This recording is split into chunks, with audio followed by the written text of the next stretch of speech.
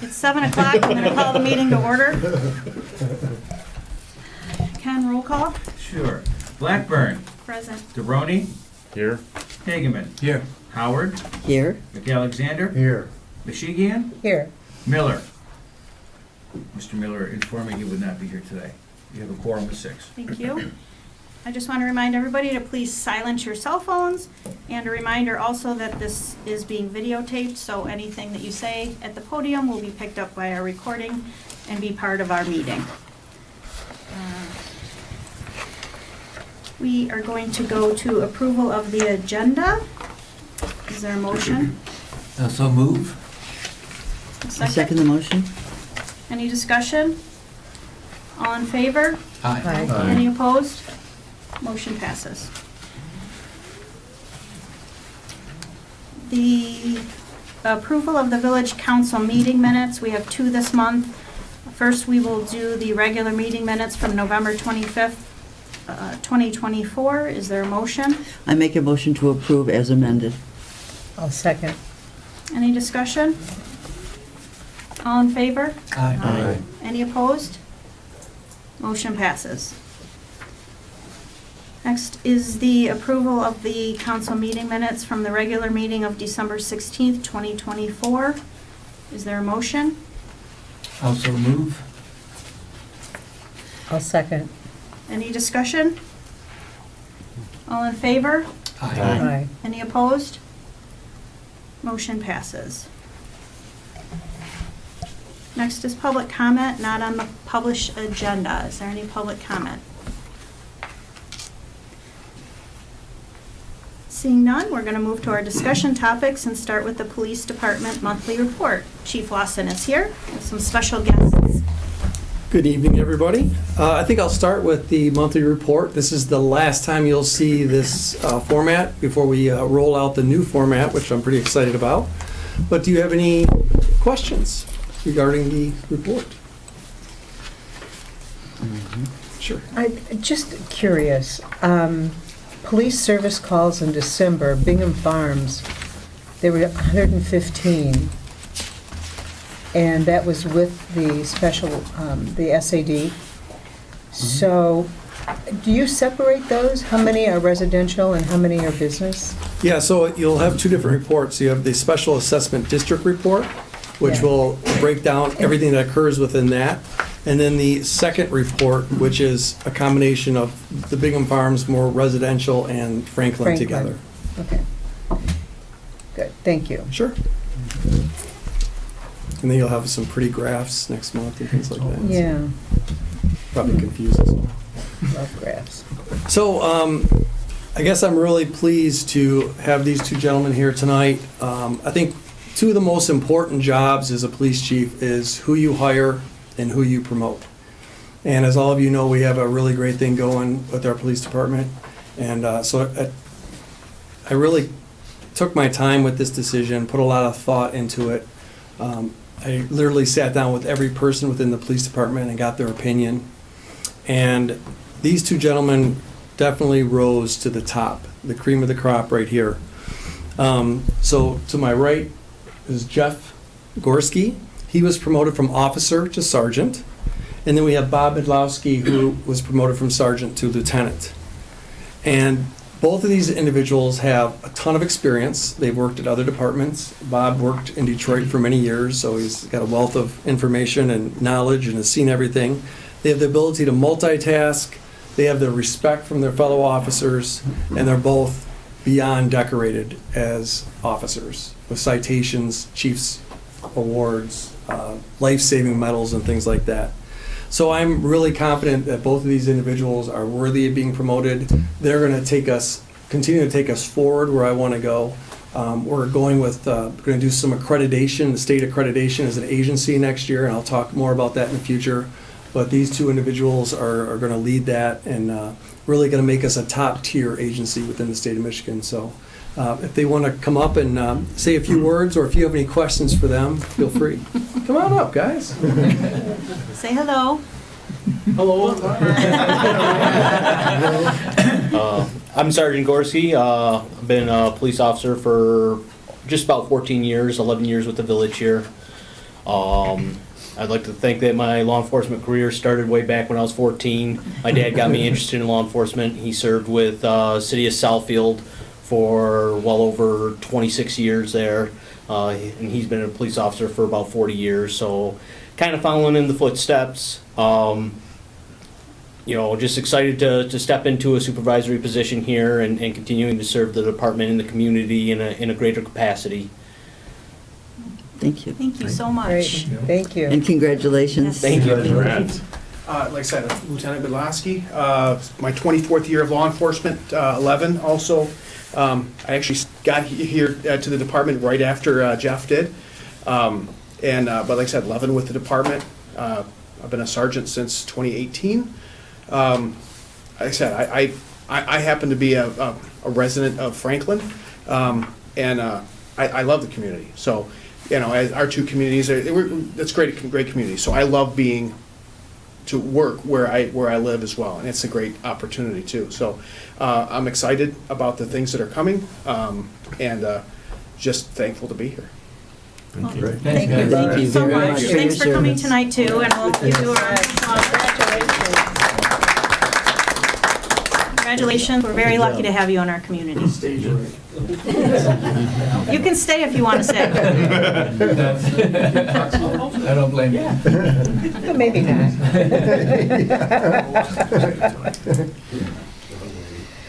Next, we have the Fire Department Monthly Report, and Chief Tony is here.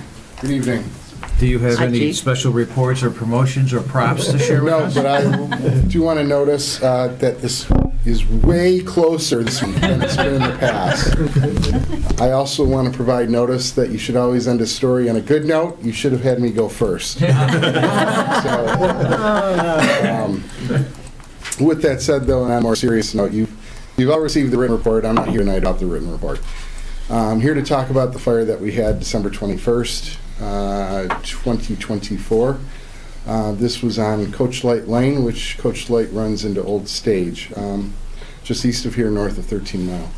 This was a fire that was called in around 12:55 a.m., so it was the middle of the night. Fire department personnel arrived within 9 minutes at 1:04. We were very fortunate that night to have 3 people on the engine. We typically would only have 1 or 2. But that night we had 3. And that was a fire that took not only 13 of our firefighters to fight, but we also used an additional 18 from 8 different departments on mutual aid. In terms of alarm levels, an alarm, if you go back a little bit of history, some of you, if you grew up in a large city, you remember the fire alarm stations that were on the street corners. So those were boxes, and each box had an alarm system. So there was no voice, there was no what's going on, it was just a ticker tape with a box number. So that box created an alarm level that required a certain number of pieces of apparatus. Well, times have changed, obviously, but we still use the alarm levels. So when you hear the news, 3rd alarm, 4th alarm, 6th alarm, each alarm requires a certain amount of apparatus to respond to a certain number of firefighters. This reached 2nd alarm immediately upon arrival. This is, it's not the highest, it's far from the highest, but for Franklin and Bingham Farms, this is the highest we've been in my 26 years here as paid, and I had an additional 10-ish before, some on the department and some just consulting. With regard to this fire, our arrival at 1:04 is important in my mind because on arrival, the fire was rolling throughout the front door. Not being able to look into it, but it was literally coming out the front door. The garage door, the overhead door was up. Smoke had banked down. Remember, smoke rises? Well, it rises until it hits the roof, and then it starts coming down. That's called banking. The smoke had banked down halfway. The entry door to the home, which my understanding was closed, had actually burnt through.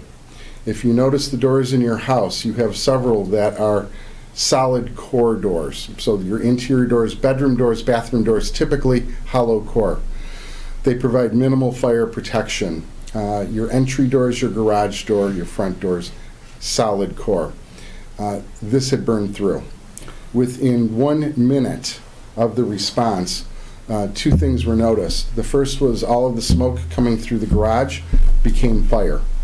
Number one. Number two, with reference to this fire, one of the firefighters who arrived on scene went inside and observed from the front door the trusses, the floor joists for the second floor, meaning all of the drywall on the ceiling, and drywall is fire retardant, it has fire retardant, it's fire resistant, had burned through.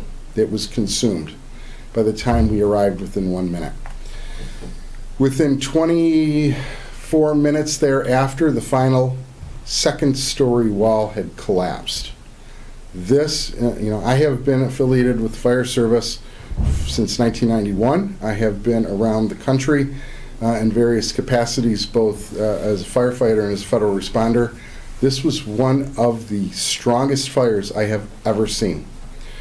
So I'm telling you this from one perspective, but as I said, I like to end things on a good note is not the right phrase, but I want to end on a silver lining, if you will.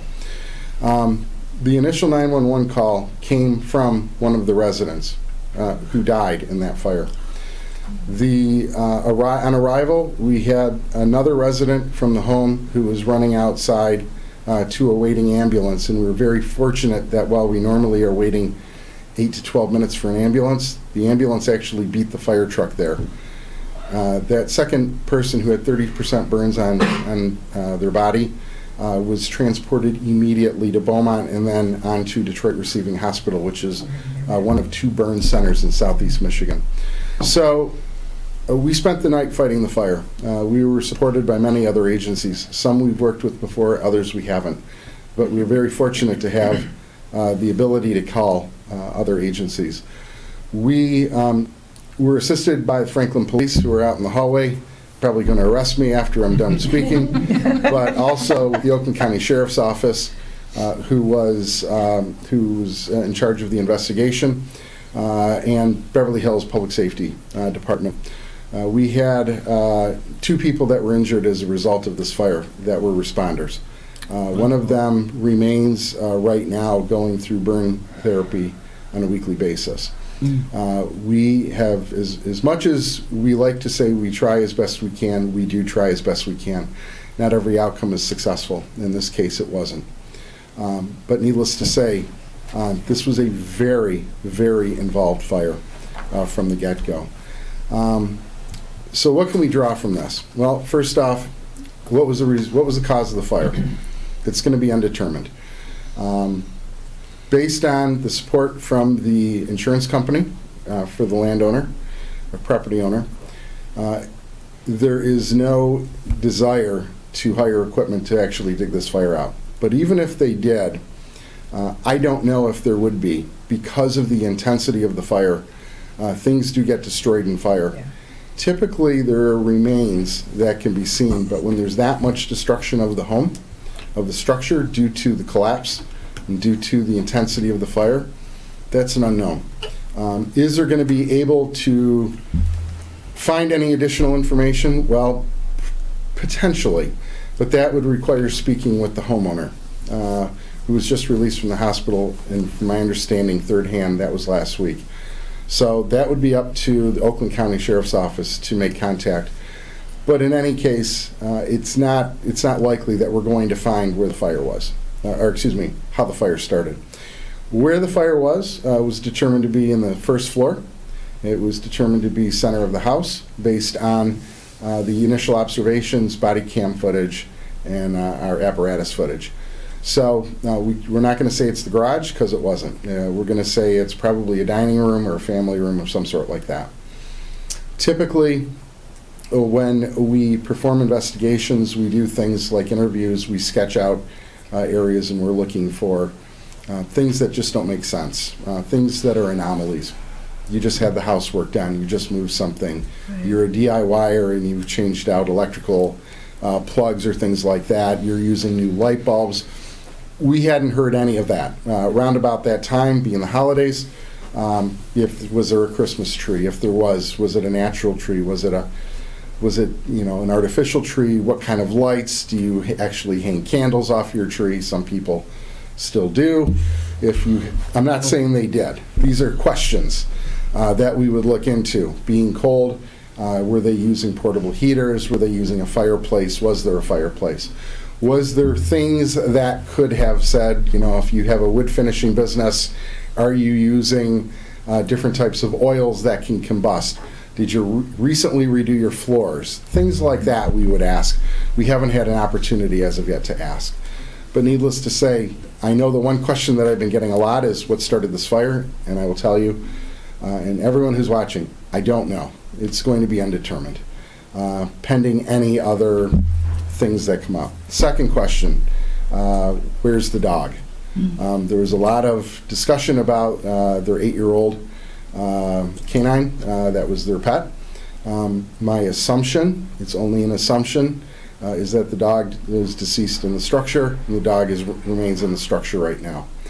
The only reason I say that is because I have a dog, and at 12:55 in the morning, my dog is typically in the house.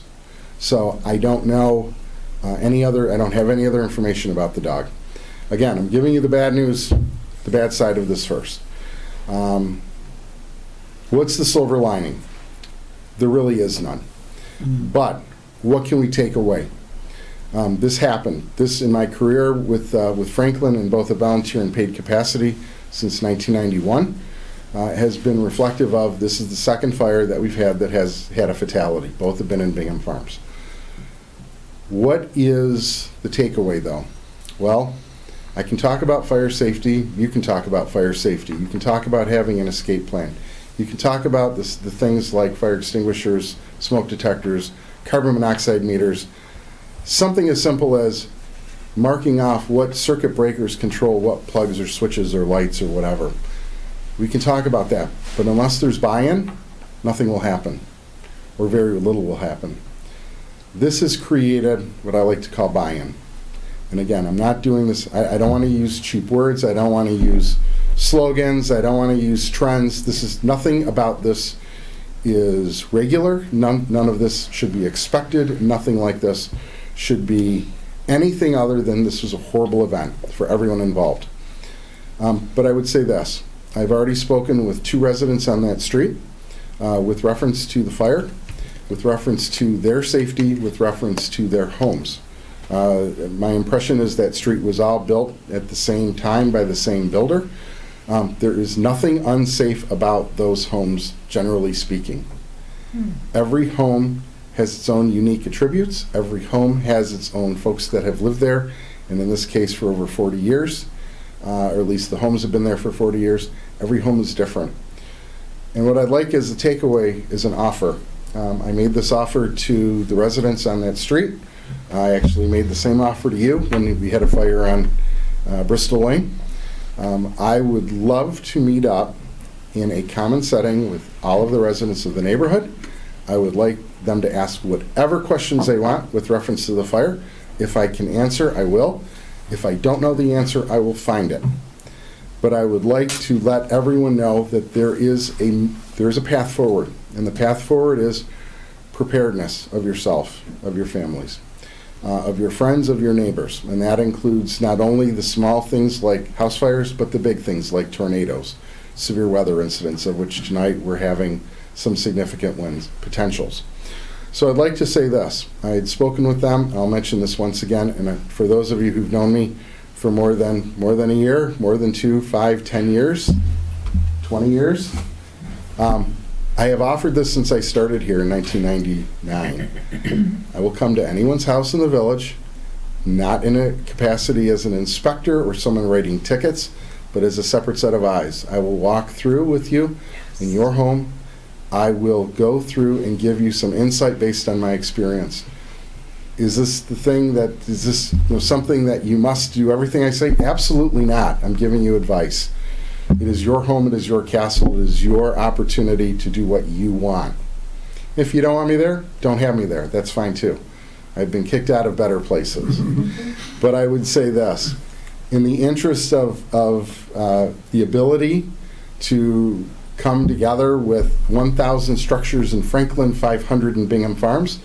I would rather meet with groups first. We tried this, we did this at the Bingham Woods condos, where we had a night where I would come in and speak to whoever wanted to talk. It was pretty open-ended, and with it being there, I typically start off with some generics about fire. Wherever the conversation goes, that's where it goes. But I would think in terms of timing, it would be far better for my time, more efficient for my time, I should say, to be able to talk to groups first, because if I go through the same concepts one-on-one, I can tell you I spent 2 hours at one of the residents' houses. And I'm more than willing to do that. It just might take me years to reach everyone, if there's everyone who wants to talk about this. And I am very, those of you who know me, in the audience and otherwise, I don't sugarcoat things. I am not going to compromise with your safety. I'll tell you what I think. If you want to do it, great. If you can afford it, great. Some things cost money. Some folks that are on fixed incomes may not have the money. And I'm not talking about thousands and thousands of dollars, but I'm talking about simple things that do cost money. And I know incomes are tight these days. Costs are still going up. But these are just some things to think about. So I'll leave it with that, but I'm assuming I'll be here for a while, but whatever questions you have, I'll be more than happy to answer. Yes. I know you don't know the home, Yes. but are you assuming that all the bedrooms and the residents were on the second floor? That would be the assumption, yes. And that's why they couldn't go out a window? I don't know why they couldn't go out a window. I don't know. I can say, I haven't spoken with anyone at the home, neither the residents or their kids. Let me mention that first too, before I get more into your question. There was a question of why didn't I put out a press release? Why didn't I go to the media? So I'm going to throw this right back on what if it happened to one of you? My priority is not the media. My priority is the residents. My priority is their families. The last person that I would like to hear about, and I have a daughter and I have a wife. I have an ex-wife who actually lives in Bingham Woods. The last person I'd like to hear about any problems with any of them would be through the media or another source. To this day, I cannot tell you who provided notice, who provided that death notification to the family. But I can tell you, I certainly didn't want to do it through the media. So I'm not a big fan. No, it wasn't that they were a VIP. No, it wasn't that I'm keeping a secret. This was more akin to I wanted to respect the privacy rights of the family, and I really don't care about anyone else. With that said, and as I learned in law school, there are always exemptions to every rule.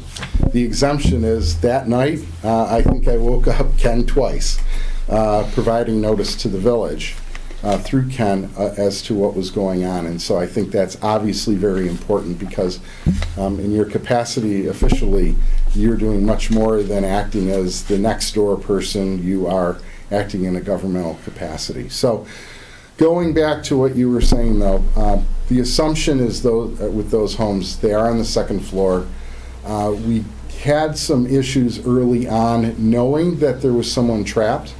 The person who died in the fire was the one who called it in to 911. Did we know where they were at? We did not. But what we tried to do is we tried to send 2 firefighters in to perform a rescue. They made it all of 6 feet before they got burned. It was that intense. Had they gone any further, they would have been facing a flight upstairs that had a attic fan, which weighs probably 150 pounds. This is an old attic fan that was right above the stairs that had collapsed into the stairs. So had they gone any further, they probably would have died too. And firefighting, emergency services, we weigh risk. Everyone should go home at the end of the shift. Everyone should stay alive at the end of the day. The risk, we couldn't even accomplish coming to that facet of risk because of the circumstances presented.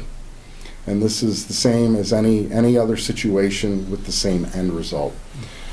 So we have our own folks that we've had to have discussions with pertaining to the second guessing. I could have done this, I could have done that, I could have gone through. The reality is, you went through a wide open door. You went through an area that there was a stairwell. There was no crawling through a window, there was no breaking glass, there was no going into the unknown. This was a known, and you still got injured.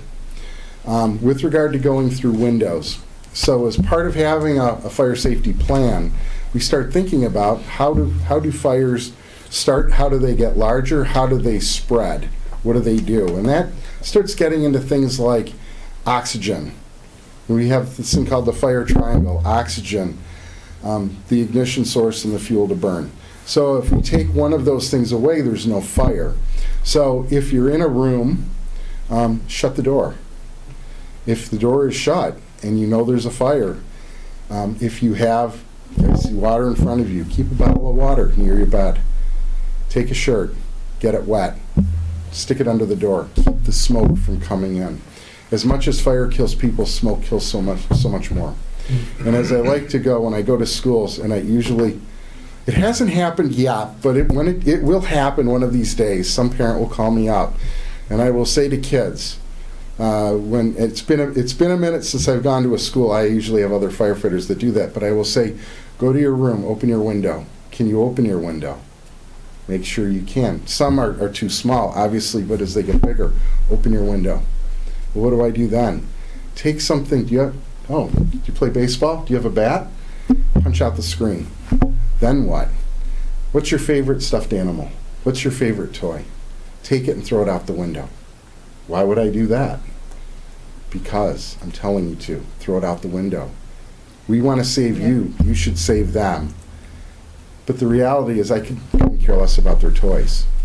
What I care about is part of one of the things we first do on a fire scene is we do what's called a 360. We walk around and we see the extent of the fire. If you go home and you walk around your house tonight, what will you see on the ground? It will not be toys.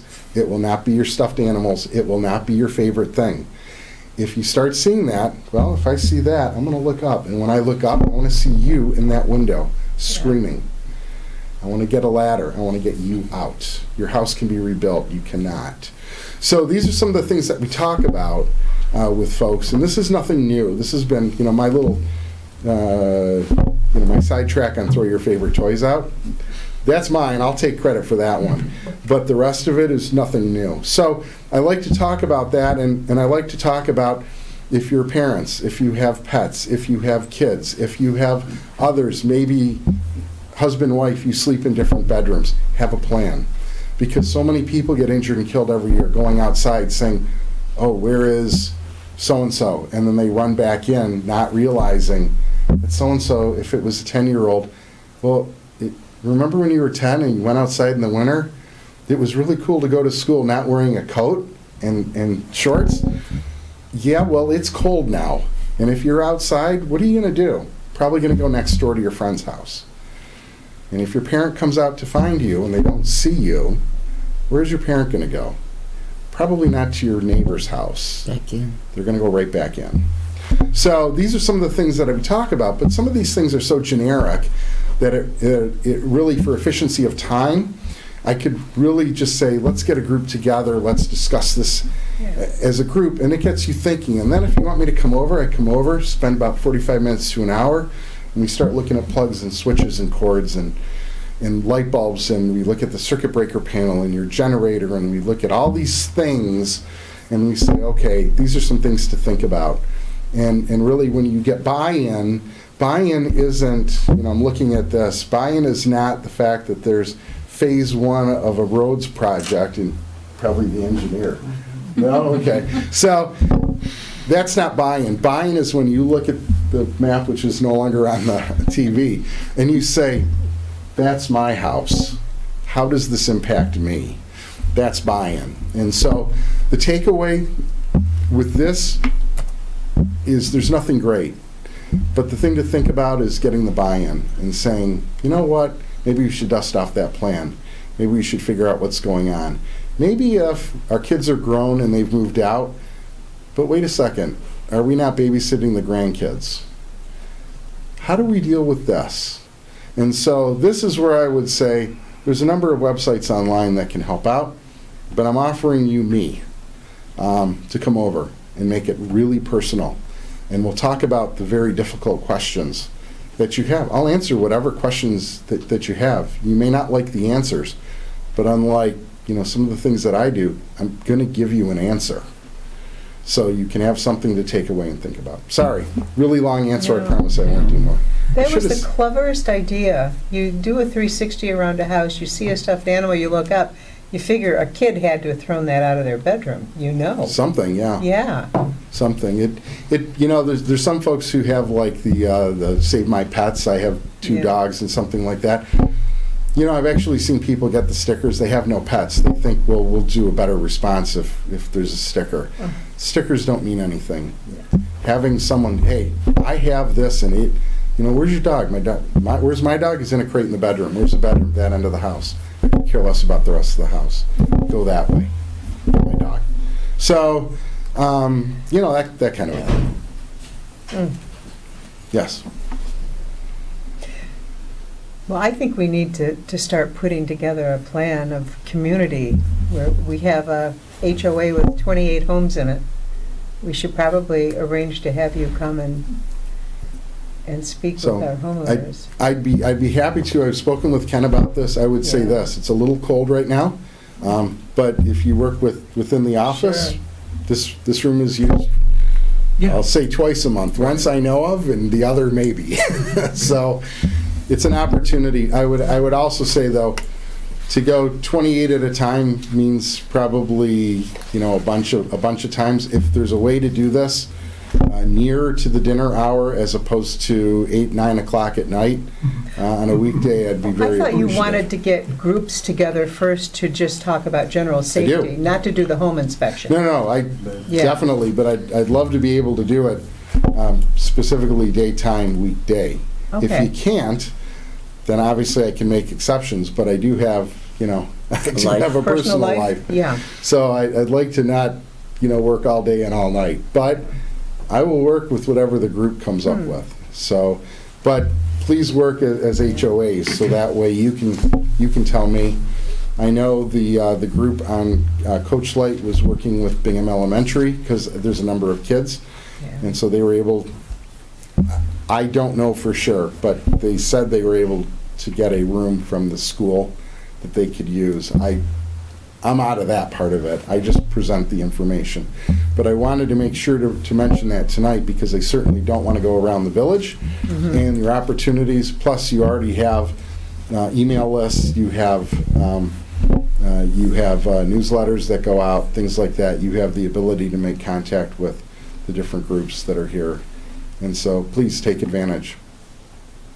Yeah. Well, thank you so much. Yeah. Thank You're you welcome. for all of that information as well as handling the situation like you did. Okay. The communication was great, and we will move forward with your suggestions. Okay. Thank you. Thanks so much. Thank you.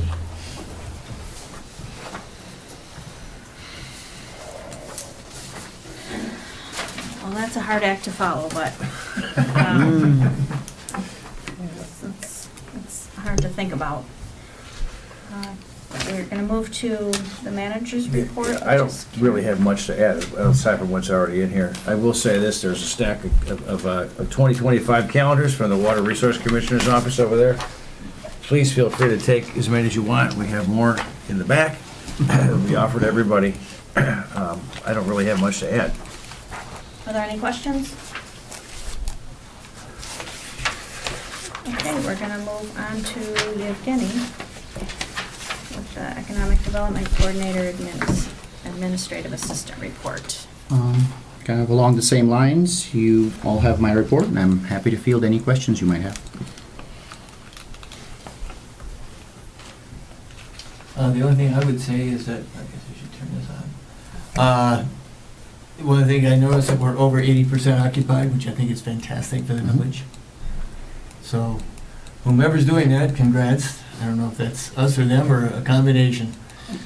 It's mostly the building owners. They've been doing a nice job. I hope that some of the amendments we've been making to the zoning ordinances over the past couple of years are beneficial to them in that endeavor. And yeah, it's a combination of a handful of buildings changing their occupancy percentages since the last time I had that chart for you guys a few months ago, so. Good. Okay, thank you very much.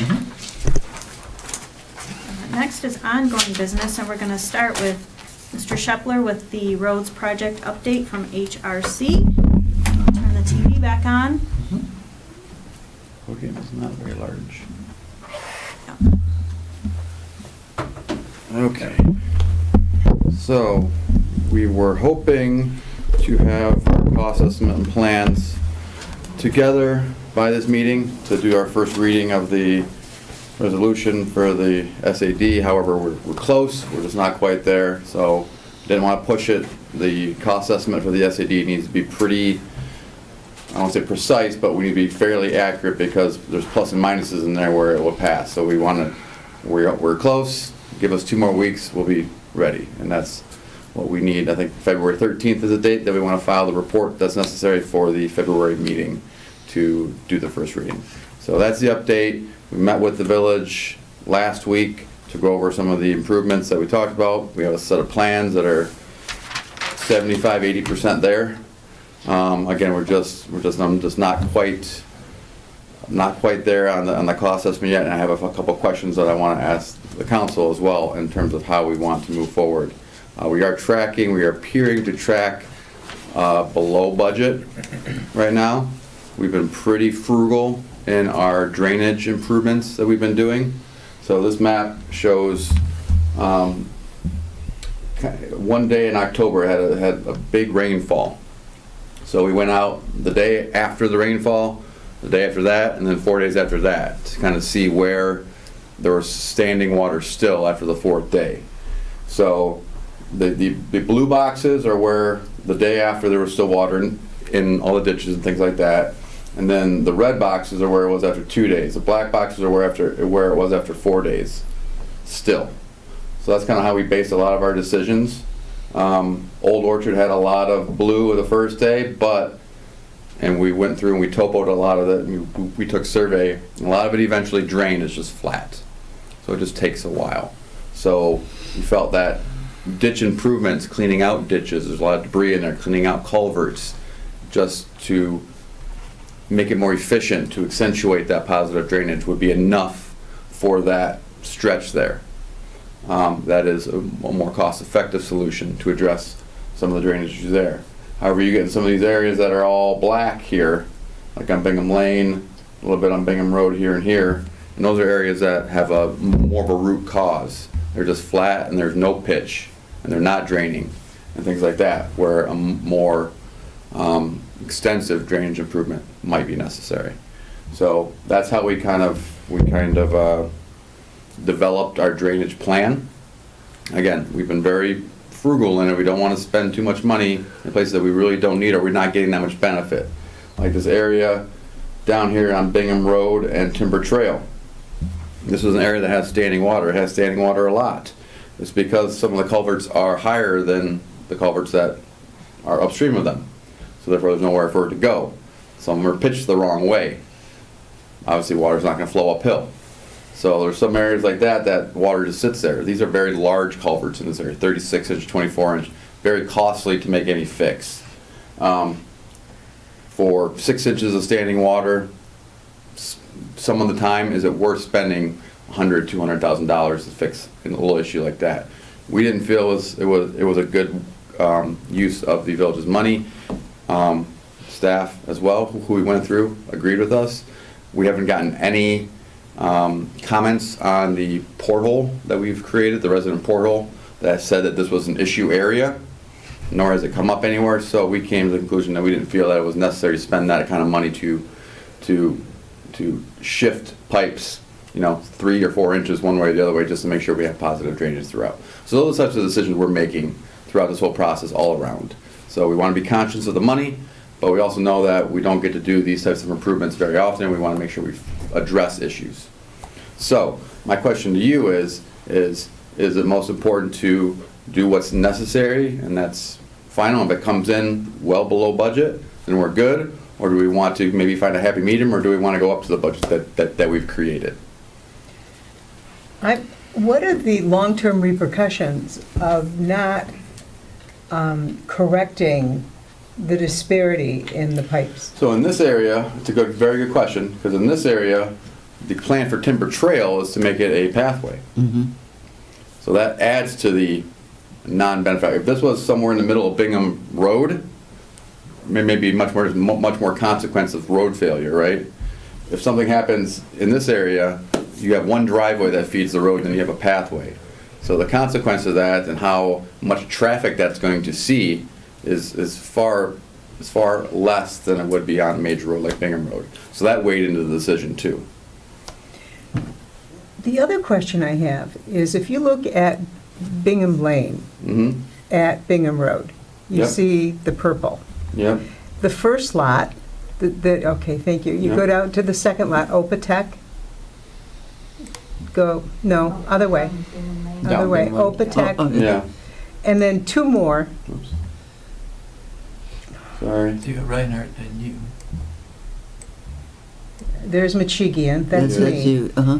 And then the next four lots, there is, according to the learner engineer, and I brought the survey with me. Okay. He's done 3 surveys of my property in the last 35 years. There's an 8-foot drop in the elevation of the ditch that takes the water down to the little tiny stream that's a tributary of the Rouge. Mm-hmm. So it's not flat. It shouldn't be flat. Mm-hmm. It should be, there should be a slope Mm-hmm. and an But- 8-foot difference but from there's one not, point to you're the saying. next. Well, that's because That's it's what not this is been showing. maintained properly. Well, there's also, you need pitch for things to flow, right? Of course. So a lot of people don't like 2-foot ditches in their front yard. You know, if a yard is flat, which a lot of properties, the yard is flat, the yard doesn't really pitch too much in front. They try and keep them pretty flat, and they go. If that's flat there, it's not going to drain. So in order to make it drain, you got to make a ditch deeper on one end, right? Well, throughout years, that ditch gets deeper. People don't like that because it's hard to maintain, it's hard to mow, it's hard for other companies to mow. You know, or you got to make it so wide that's taking up, you know, a big portion of your front yard because you don't want it to be super steep. So you now gotta we mow. don't do it correctly because we're worried that neighbors aren't going to be happy with the pitch in their ditch. Well, there's, again, if we can just dig deeper, we can just dig deeper, Problem is, but, I have water in my front yard Uh-huh. all year long. It's freezing now, but all summer they can't mow my ditch because it's wet. And, it's not safe. okay. So I need to have the actual engineering design done and enforced so that we have proper rain runoff. There was a reason why it was designed Plans the show way it what we're was. going to do in Yeah. front of your home, and it's going to hopefully address it. Good, Okay. because I was getting a little concerned when you I said. feel like I'm not doing my "People job. aren't I thought I was happy, doing so my we're not job. gonna do ditches. But No, no, I where's the guess- water coming from is my question. Oh, it comes from my neighbor. So- And does your sump pump drain into the ditch? Yes. So there's constant water going into that ditch, from the neighbor, from your sump pump, from whatever. Well, it's all runoff. It's also my French drains that bring water from the yard to the ditch. So that's why they put a culvert in that goes across the Culvert's probably road. not deep enough, and the culvert probably needs to be deeper. Yeah, because, yeah. Question, you were talking about down further. I guess, are there certain areas that you're asking that you want to do less, there will still be water, and there's other areas that are gonna be addressed, right? Again, it's like risk reward, or it's cost benefit, right? Right. How much really do you want to put into it? Like small areas, I'll point out here so people can at home. Small areas like this that are far away from other areas, in order to address it, you have to put in a lot of infrastructure to get it to drain, right? Right. So is it worth that little, it even says little, because when we went out there, it was a little bit, to try and, it's level of service, essentially. What level is, do you want everything to be completely dry after a day? We can do it, but you're gonna pay to get that done. So to try and run, this actually, a lot of this, there's a high point somewhere, I think in here. So in order to get this down here where it drains, that's a lot of infrastructure. So you got a lot of ditch that needs to be done, a lot of culverts that need to be replaced, or a lot of pipe that needs to be put in. So I get, In our eyes, not worth it. right. So in the plan, there is plans to address some of these areas and not others. There's plans to address most of these areas that are in blue, whether with just ditching and some, Okay. either, so the cost-effective ways are ditch cleaning, Yeah. which literally is just taking debris out of the ditch. Just clearing up, cleaning the culvert, not doing any regrading, not nothing, just really cleaning the ditch, cleaning the culverts. I don't know, when's the last time that's been done, I don't know. Second is ditch deepening, widening, and like clearing, just to get trees, brush, and things like that that have kind of grown into the ditch, kind of blocking things. Deepening it a little bit, not much, we're really just kind of shaving it up a little bit. We're not sending anything from like 6 inches to 2 foot deep. Really, it's just kind of manicuring the ditch back into the configuration that it should be, making sure it has positive slope down to the next culvert. Because we surveyed every single culvert to make sure all the culverts, as you go downhill, all the culverts are going downhill as well. So if all the culverts are going downhill and there's a ponding problem, it's probably because there's debris in the ditch that's holding it back. So we just want to make sure we connect point A to point B with positive slope. And then in areas that are just flat and there's just or they're just flat or they're just holding water for whatever reason, we do have a under drain or ditch enclosure system where we actually put a pipe underneath the ditch wrapped in gravel and a sock, and we have about a foot or so of fill, clean fill, sand, something that's drainable, not the clay that's around here, and then you put your grass on top of that, almost like a French drain with a pipe, essentially. And then it's got structures between every driveway, and that kind of drains it and cleans up and it sucks everything in, it infiltrates everything. The structure actually left a little bit higher than the ditch grade because we don't want water to get into the pipe system too fast, because that'll just create a flood potentially downstream. So we want to promote infiltration, but still dry it up. So that's kind of the largest scale. Are the areas in Drain. black the ones that need what you just described? Some of them are, but again, you get areas like this. The area down at Bingham and Bingham Lane and Bingham Road actually has a drainage system that's kind of right here. They can go to. So that is we just need to clear up the ditch, clean up the brush and things that are around there, clean up that ditch and make sure it gets to that drainage system that's right there. So, what is your absolute question? Are you saying, should we do all the black, or should we accept blue, which is one day, and the water drains? Essentially, yes. Okay. Are you comfortable with just, again, we were pretty frugal on doing the drainage. We only did it where we thought it was necessary, where we thought the most cost-effective solution was enough to provide the level of service that I heard from you through these 2 or 3 years of this process. Whether that cost-effective solution was good enough and your level of service that you want is a day or two of a wet ditch is fine. We're a ditch and culvert system. It's how the system or how this village was developed.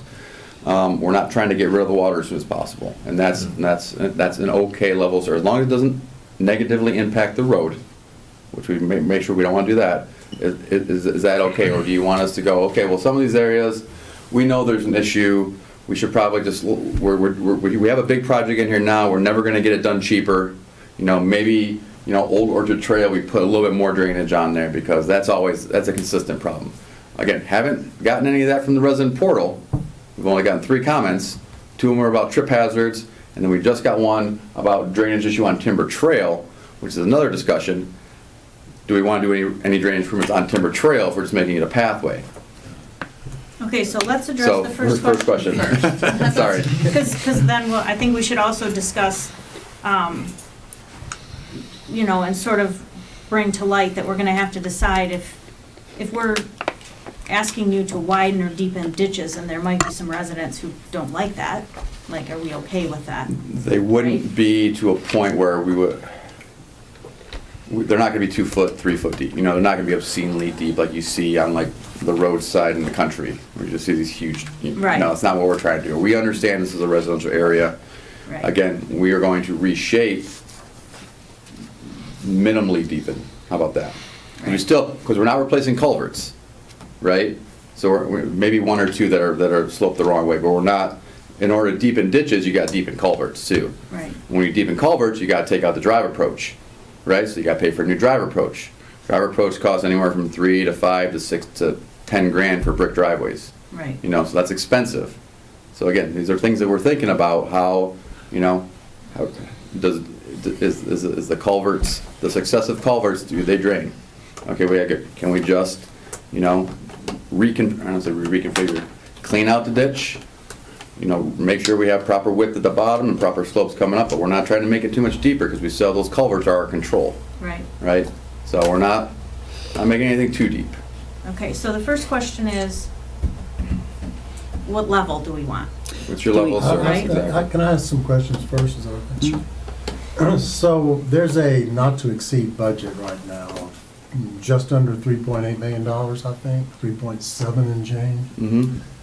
Could we fix all of those problems that you have identified within that not to exceed budget?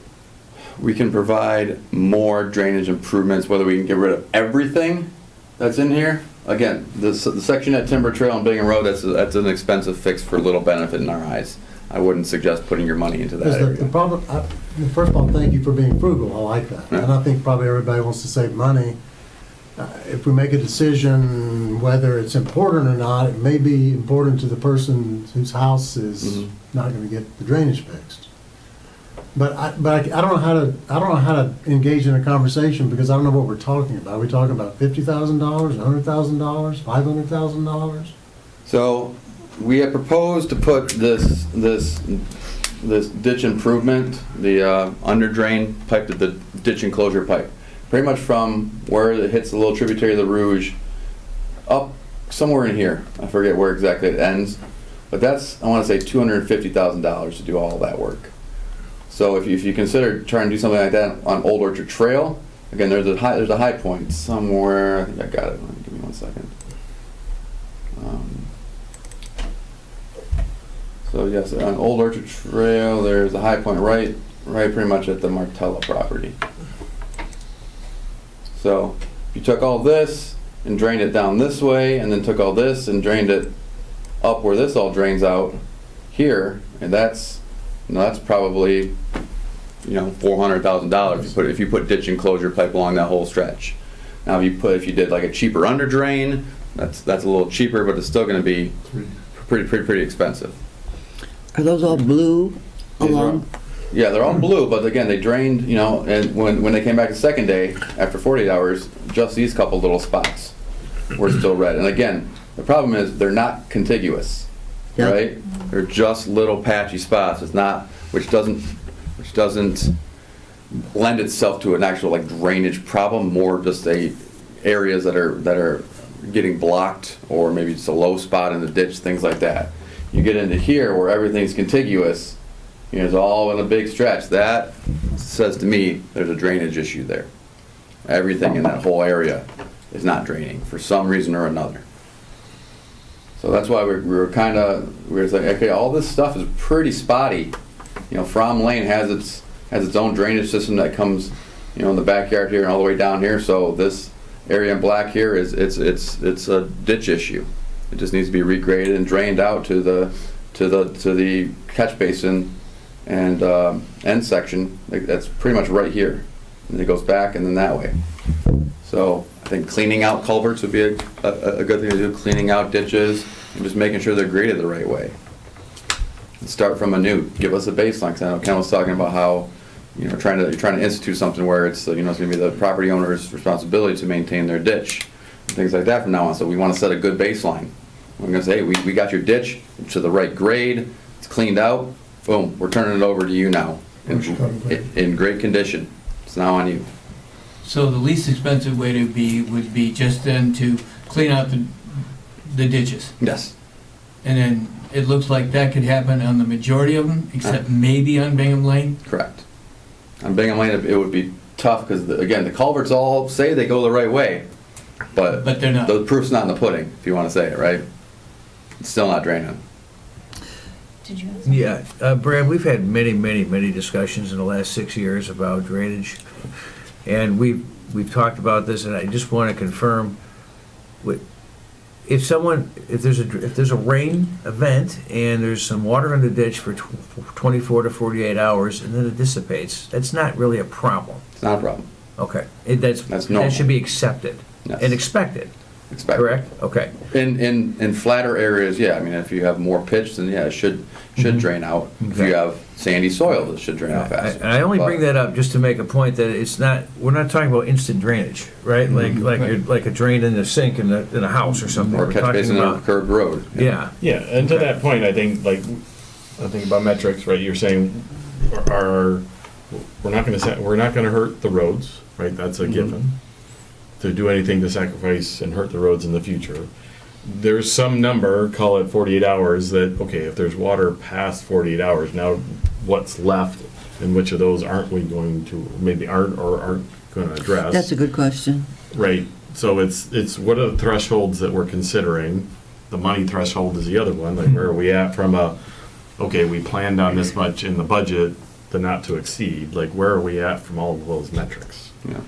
Right? And remember, this is just phase one here. We have a phase two, so. Right. We know that, yeah. So, I Yeah. mean, we don't all necessarily want to go up to the budget if we don't have to, if Right. if your bang for your buck is not there. Right. Right? But if we peel apart the over 48 hours out of that picture. Which is what we're trying to do here. And like I Right. said, for the areas, so the areas in black, are the areas we saw. There's some, let's see, we did not go back for the day 4 in this area only because we had done this area previously and didn't have any issue after 4 days of any standing water. So we wanted to be conscious of our time going out. But like I said, this area we think we can address with just cleaning and digging it out just a little bit to make sure we get everything drained. This side of the road, I think the same thing. It's just heavy brush in the ditch. I think we can just clear the right of way out a little bit. No private property. Just brush, scrub brush, things like that. Clean out that ditch. There's a culvert, it's a cross culvert here.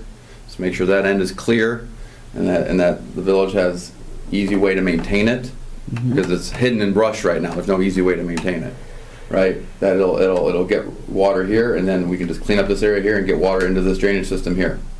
So we think these two areas can be figured out just with ditch cleaning and clearing and a little bit of dig out, I guess is what you want to call it. There's a name we call it, I forget what it is. Because we differentiated ditch cleaning with ditch, one second, it's going to bother me. I'm going to look at it real quick. Ditch clean out and reestablishment. Ditch clean out and reestablishment is what we're calling it. So we got ditch cleaning and then we got ditch clean out and reestablishment are the two items. So this area, and this area up on Fromm, we think we can get by with just the ditch clean out and reestablishment. This area, we did not think it.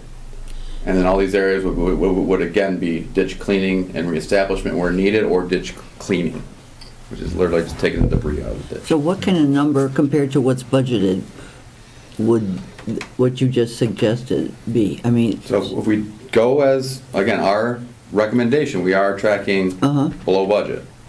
okay, how much? That's, I You mean, can't, okay. we are in the 6 figures for sure. Okay, that's an important number. Yes, in the 6 Okay. figures for sure.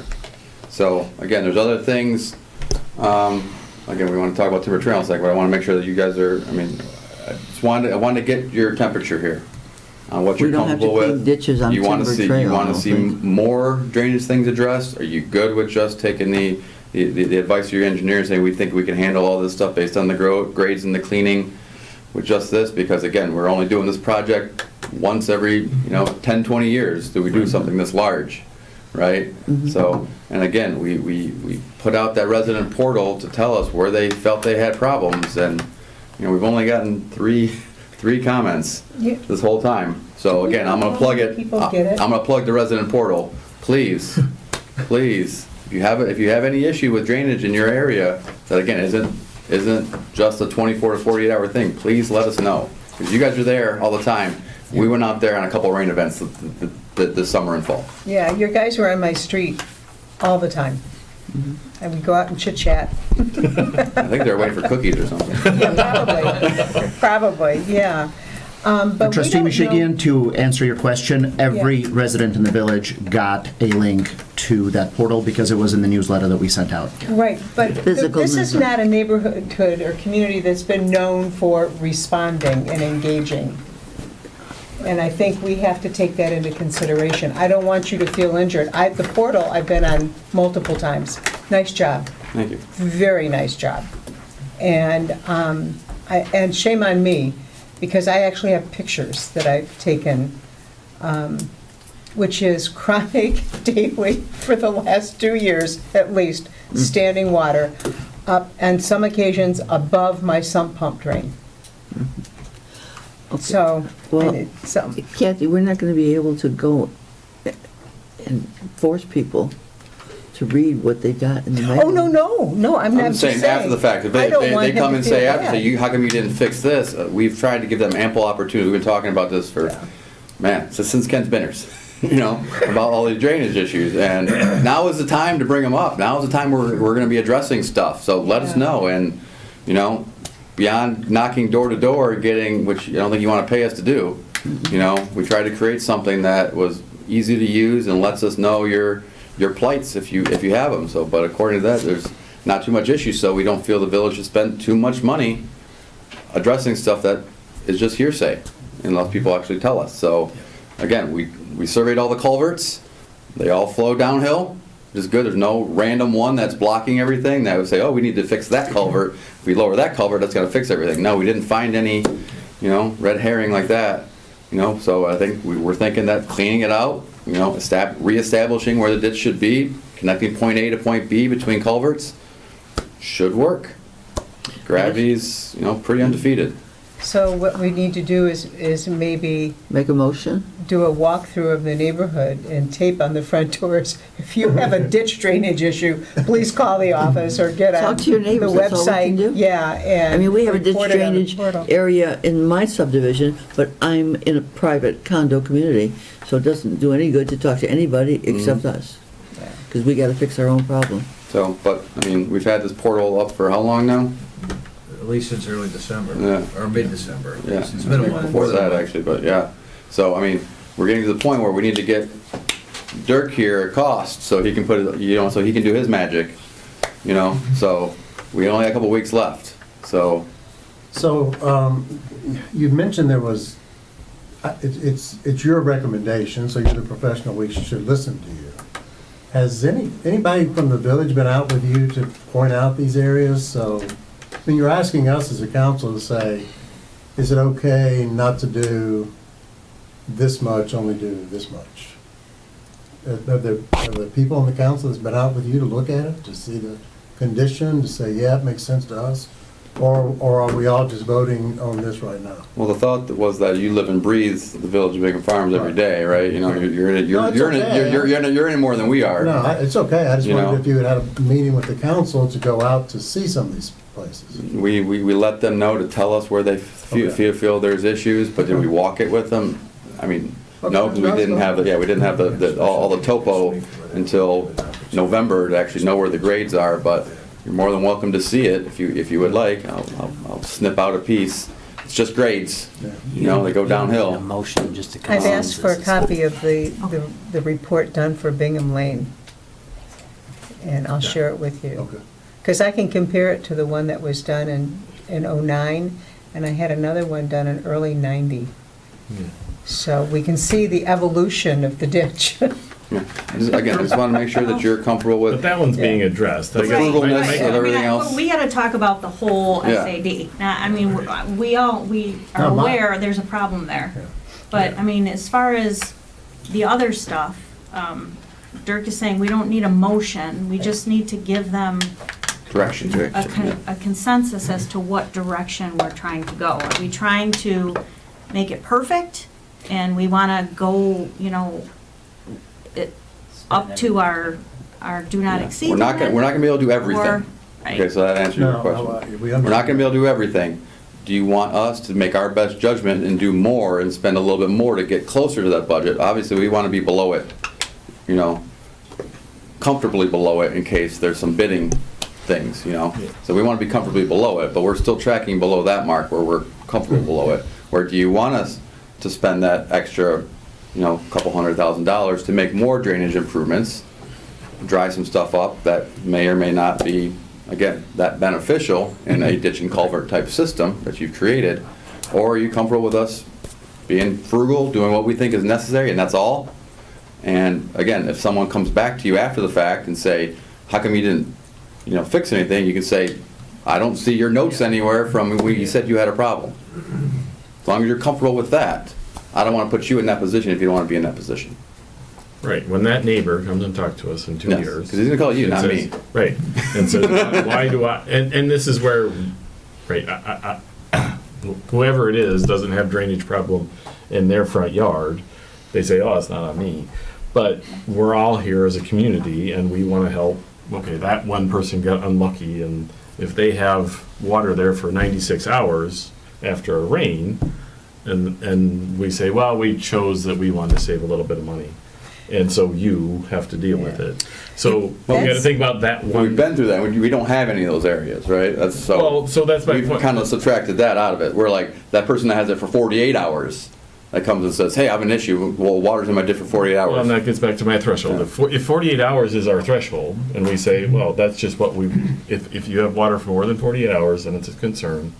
It shouldn't be there for 48 hours. Right. The other problem is, if we know it's a problem, if we all, because now we're all complicit, we all know Right. what the measurements are.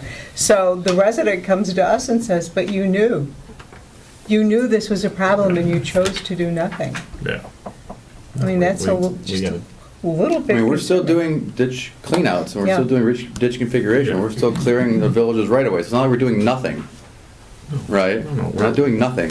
We're still not doing making nothing. I just improvements. want to, is there anyone that's going to say that, yeah, I know 48 hours is, it's a plus or minus, but Yeah. it's, we just say that's a number, and we say that we're taking care of everything like that.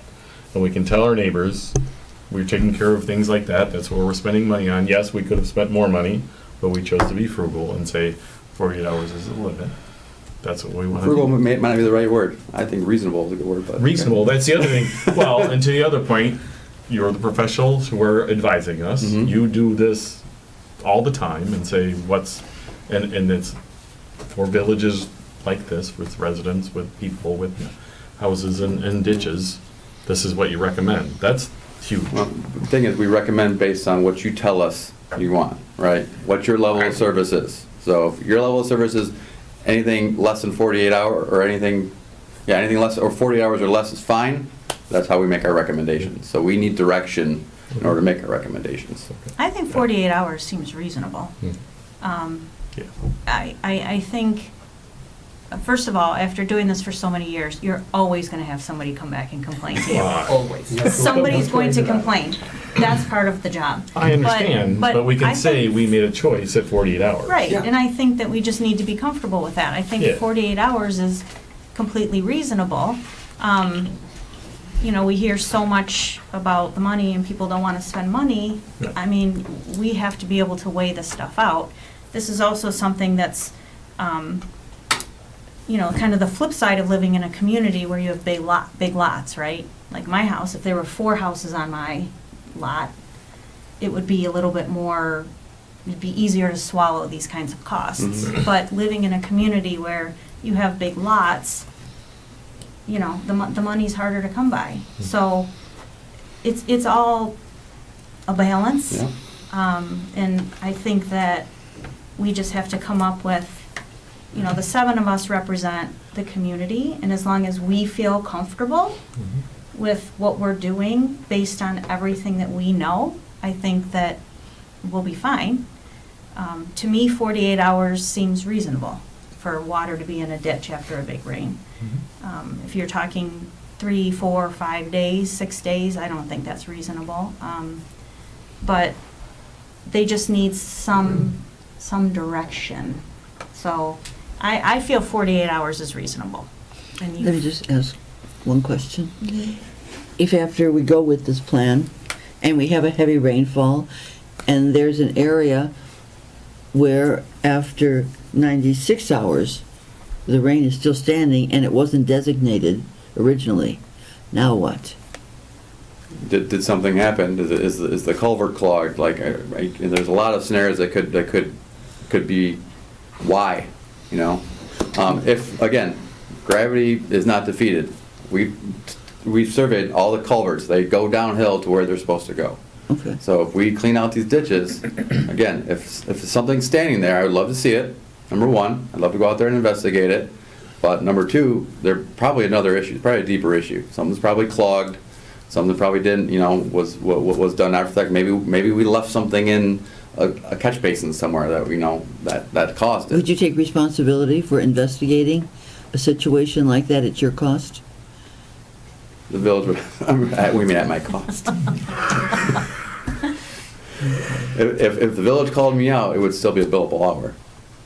You know, things like that happen. You know, nothing's perfect when it's construction. I'm not going to guarantee. I can't guarantee anything. Okay. but to that end, I mean, this is, we didn't just hire you for this job and you're gonna just disappear. Yeah. Like, we've been working with this company for, I don't know, Oh, since 20 I've been years. here. Okay, let's just say 20 years. Let's just call it 20 years. Yeah, a little less than that, but yeah. Right? So, you know, we have an ongoing relationship with this, with HRC. And so Yeah. if there was an issue, that you would be our first call. Yeah. And they would go out there, just like if there was an issue today with something, they would get called as our engineers.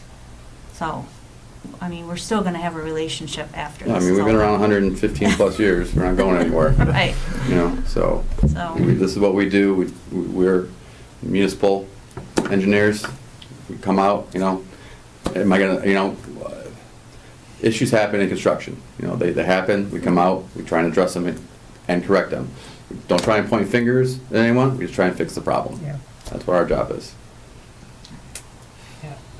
A couple. Yeah. Oh, go ahead. No, you go ahead. Two things, and going back to what Evgeny said, and I have to, in the newsletter that got sent to everybody, on the second or the fourth, the third page, road input portal launched. Okay, it's there. If you choose not to use it, that's, I almost want to say that's your problem. These guys, and I think we've done an awful lot to address this. Brad, if what I think I hear you saying is that on the lower end scale, we're talking about cleaning out all the ditches that need to be cleaned, clear out the brush. The only problem area that you really see is the one on Bingham Lane. Mhm. And that's also included, or will be included in the budget. It's currently included in what we're talking about. And that's, so that's keeping the costs down as much as we can. Mhm. But it sounds to me like you clean out the ditches, there's not a whole heck of a lot you can do beyond that. That's not inexpensive. We can do stuff, it's just gonna cost a lot, right? But this should take care of 98% of just about anything that's out there, except for the two things maybe on Bingham Road, where it seems like water does seem to last for a while, but eventually it does all go away. Mhm. Yeah, again, no one's mentioned that there's an issue there. Again, like I said, that Timber Trail Bingham Road thing, there's big pipes there, and they're just, you know, the one on the road's higher than the one Mhm. coming to it, Yeah. and that's why water just can't pass it, right? So that's why water just sits on that side, and same with the other side. The end section is a little bit higher, so I think that's why the person who did the house there on the southeast corner kind of put like a rock Yeah. channel there, just to kind of hide the standing water a little bit, because the water kind of, and we can do that on the other side too, just to kind of dress it up a little bit so that it's not as apparent that there's, you know, 3, 4, 5 inches of standing water there for periods of time. Yeah. But again, with Timber Trail potentially not being a main thoroughfare and road, a lot of traffic, it's the effects that it might have on that road are less consequential. and we will be doing maintenance jobs, Yeah, sure. years. Yes. Right? Yes. So, you know, again, this is the big job that will get done, and then there will be maintenance and all of that. Again, like culvert Every clean, I year. don't know when last time all these culverts have been cleaned out. I'm sure there's a lot of debris in those. And then the ditches, once we get those, again, cleaned out, things like that, turning them over and being like, this is yours. You know, this is yours now, residents. It's your responsibility to keep this thing clean and keep the water flowing, because half the time, if you don't maintain it, the neighbor upstream of you is gonna get water because you're not maintaining your ditch. Right. So it's a community responsibility. Right. But the ditches are part of the village property. It's the right of way. So, the right-of-way. So, in terms of making sure they're properly engineered, is that a homeowner's decision, since they don't own that stretch of the property? Again, we've connected point A to point B on the culverts and they flow. That's as much engineering as you need, it's gravity. Well, my culvert, that's what my neighbor told me, which of course didn't work, when he blockaded the ditch in my property. And the engineer, when I told him, you know, that I'm relying on that culvert, and he looked at me and said, that's not what it's for. Culvert is not your primary drainage, it's supplemental. Your primary drainage is your ditch. And I said, but that's been blocked off. So, you know, it's a mess. And the ditch and culvert work together. Yeah. So Yeah. This is getting But you good. gotta have, you need one. gotta have the You ditch. gotta have one, have the other, yeah. Yeah, you gotta have the ditch. Well, and like you're saying, we're gonna get this to a point of working. That's the Yes. plan, And yeah. then it will be up to the residents to Right. maintain that. It's basic home ownership, A little bit of grass in there and go for it. Yeah. right? We And already adapted an ordinance addressing that issue. we did. That's why we kind of preemptively did that ordinance. So everybody can see how it's supposed to look, and now we can sort of enforce people to keep it Yeah, that I way. mean, people rake all their leaves into their ditch, yeah, it's gonna get blocked, Mm-hmm. you know? They do. I'm sure that, I know they do. Both my Happens neighbors. in most to the ditch and culvert north, communities, yeah. that's what Yeah. happens. I don't think that's unique to us. No, not unique No. to you guys. But Not now at we all. can enforce it. More, yes. Right. I've got a couple of points. Go ahead. Brad, when we met on Thursday, you mentioned that this is good news stuff. Bingham Road going south of Timber Trail is really in pretty good shape, ditch-wise. and- Drainage wise, yes, the village invested in a lot of large storm drain Yeah. pipe, west of Old Orchard Trail, pretty much, so it drains pretty good down the Franklin River.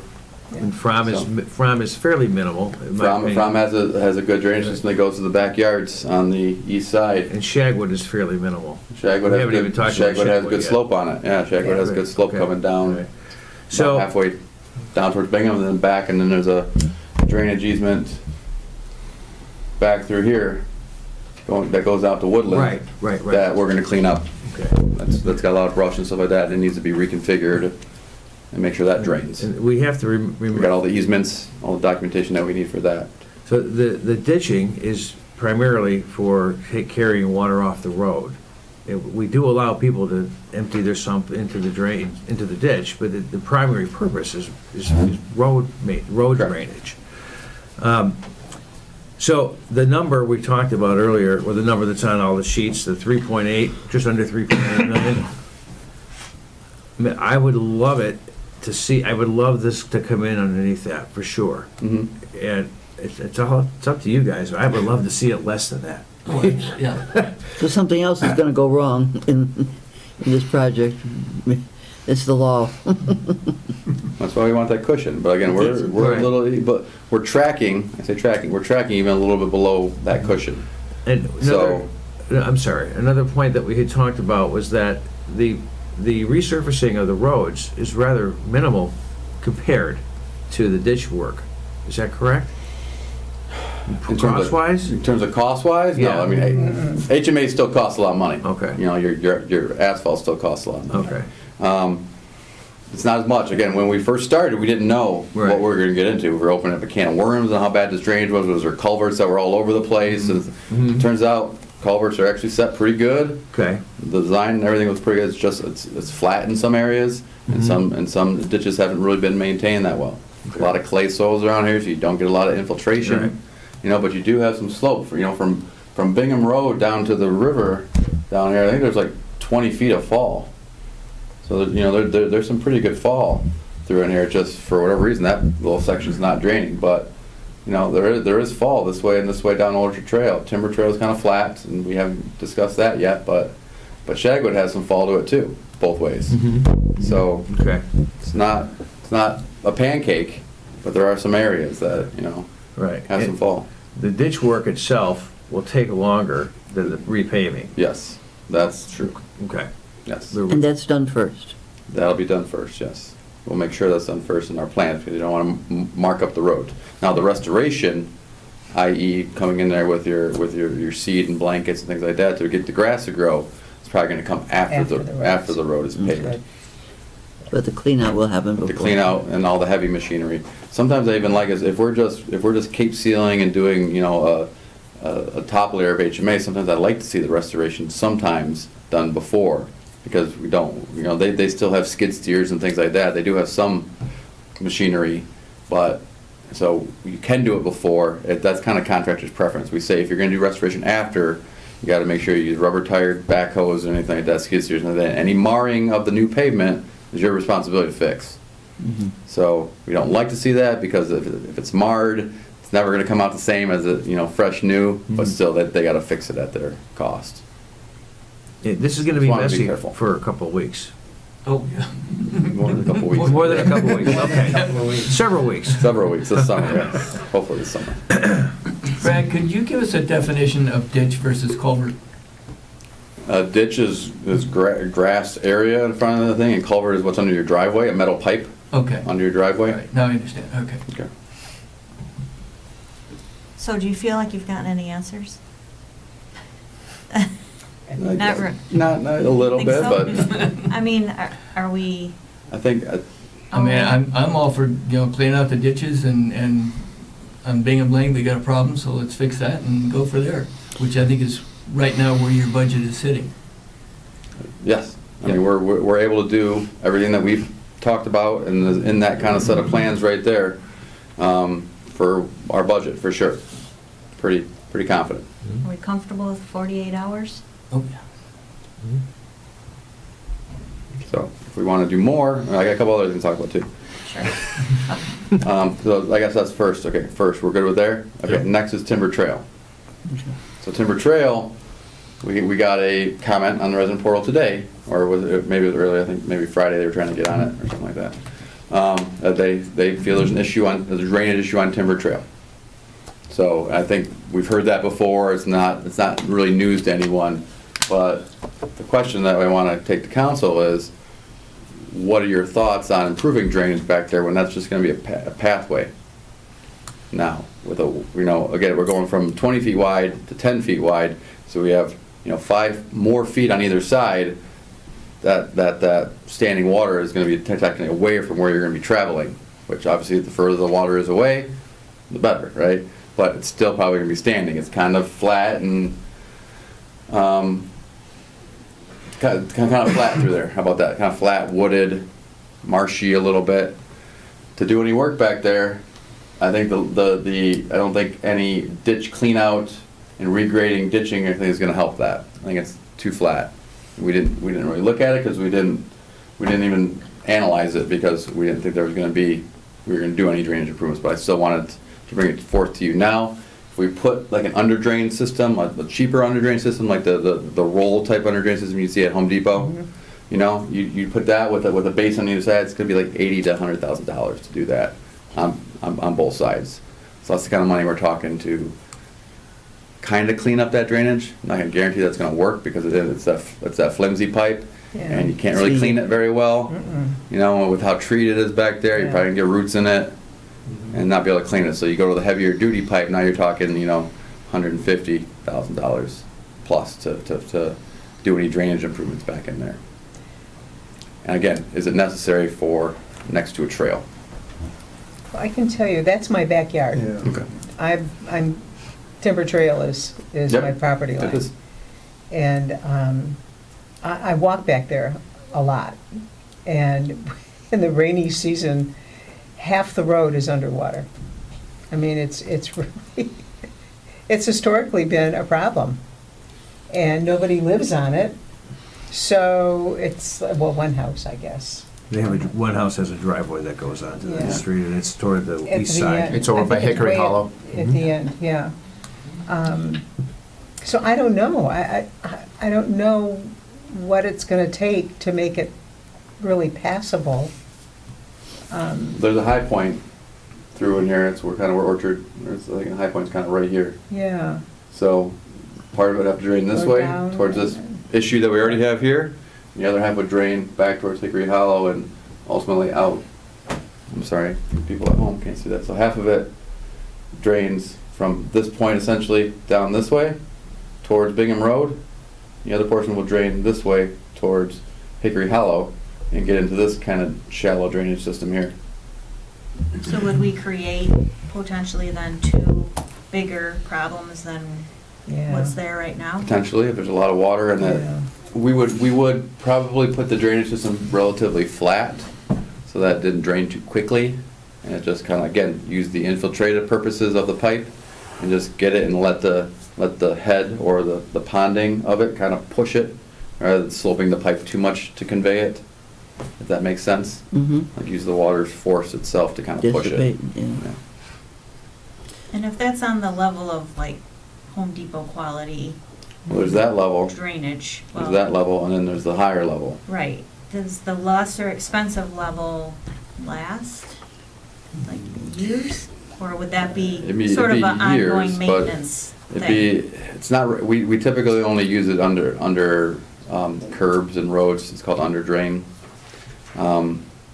It needs a lot of maintenance, doesn't do well in treed areas, you know, with roots and things like that. It's And that's tough all to trees. clean and it's all trees back It's there. all trees. So, not recommended, I'm just trying to give you cost-effective options, how to do it for such a long stretch.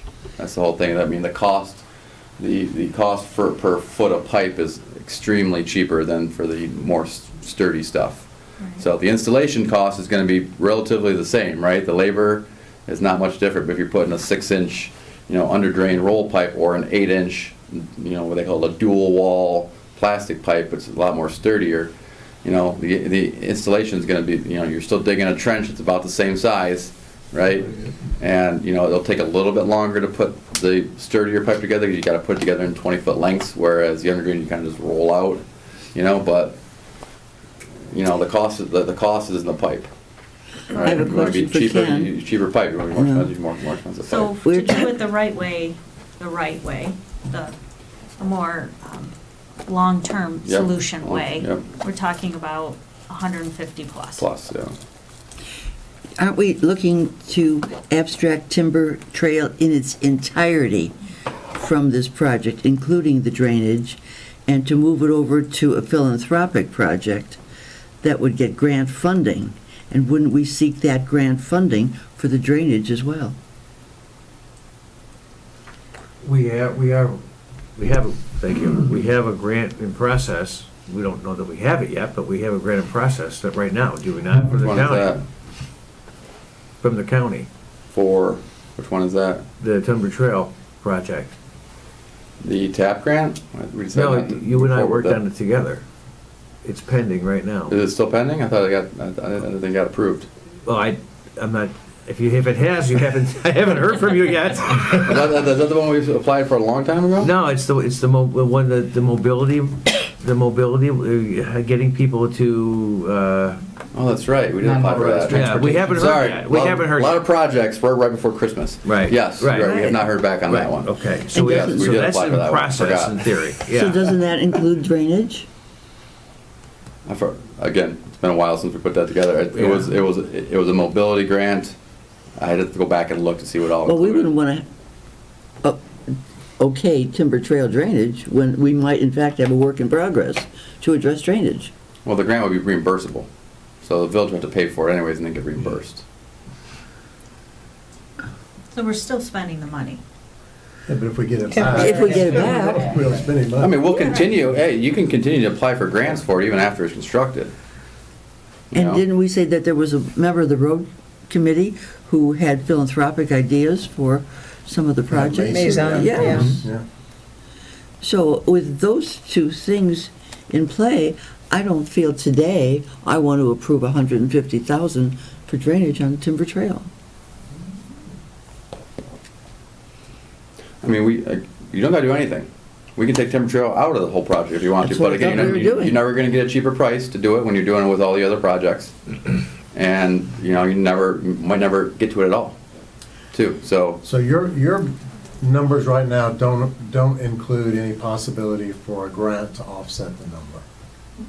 We'll continue to apply for grants as they come up. I agree, but Yeah. right now, you're not assuming. No, there's a our grant. timber trail costs are in the Okay.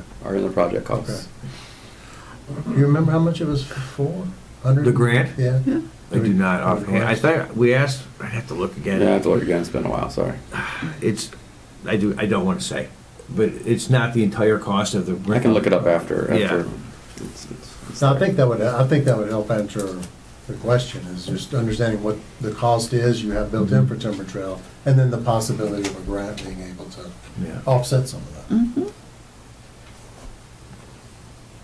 Okay. And the 150 is just for the drainage, it's not for laying the bed of the trail. Correct. And removing the asphalt that's there now, or the, whatever, Yeah, blacktop. we're planning on pulverizing it, yeah. Some of the project is already included in the cost. Yes. You're saying that with adding this extra drainage stuff is additional cost on top of everything else Correct. now? Right. Okay. Knowing that we have some wiggle room because things are coming in lower now. Correct. Okay. So even if we get the grant, there's still gonna be some cost to timber trail. Yes. Okay. But it could become the Anderson Trail or the Howard Trail if somebody comes up with. How about Roth and Clark Trail? Oh, yeah, I like that one, HRC. Really? HRC Well, trail? the HRC Thank you. Don't I'll, goodbye. I'll send that up to my management. That's what they say. So, do you have what you need about timber trail? We want to look at what the grant was for, which I'll pull up right now Okay. when we're done here.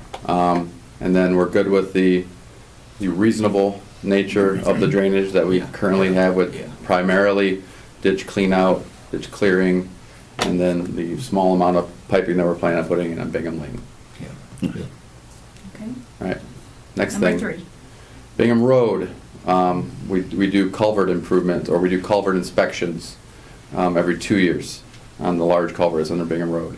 Some of the improvements that were suggested included guardrail improvements. Now, the current guardrail was put in at 22 inches off the ground, which met requirement when it was installed. Now that requirement is 27 inches.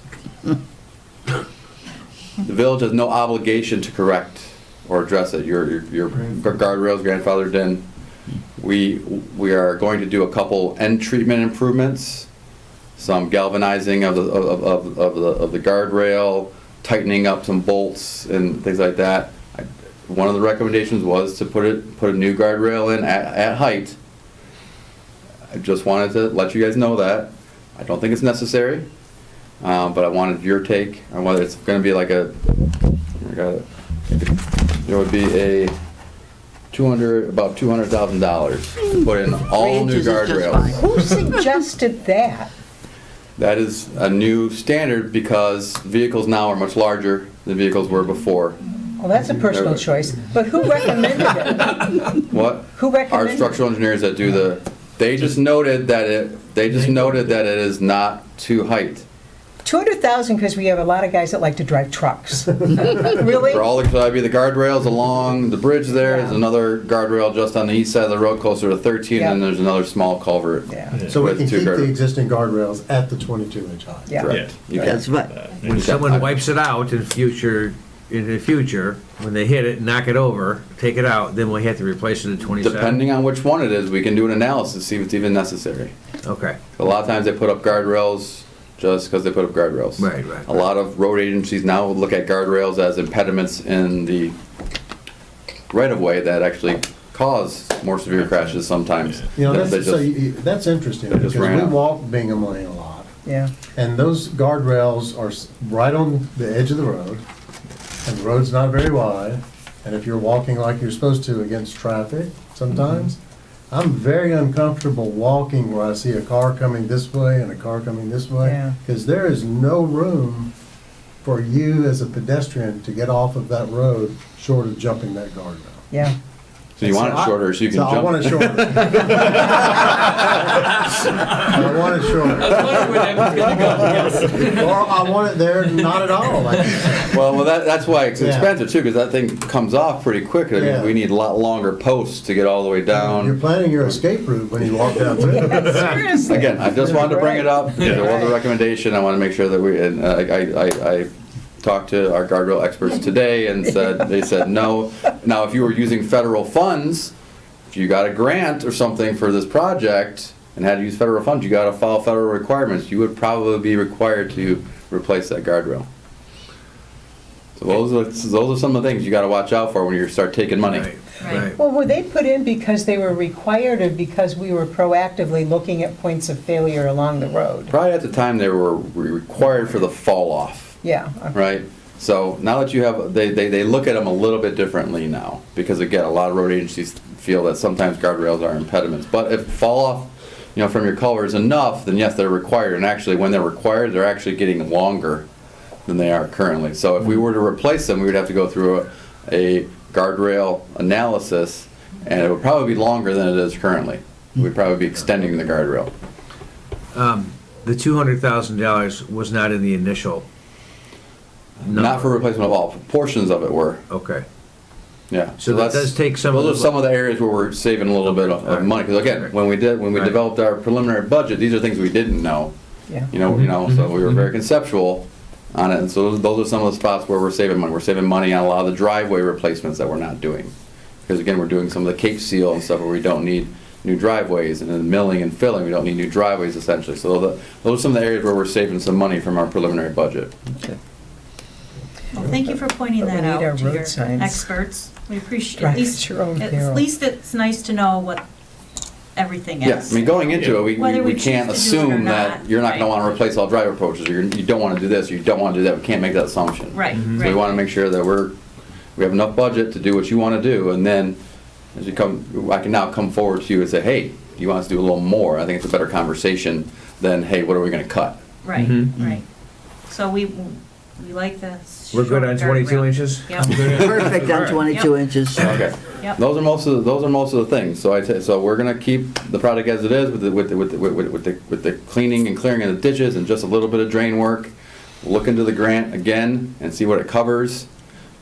Say it doesn't cover any drainage. Say that's not something that was applicable, or not applicable, but not covered in this. This is a transportation grant. It's not going to cover drainage.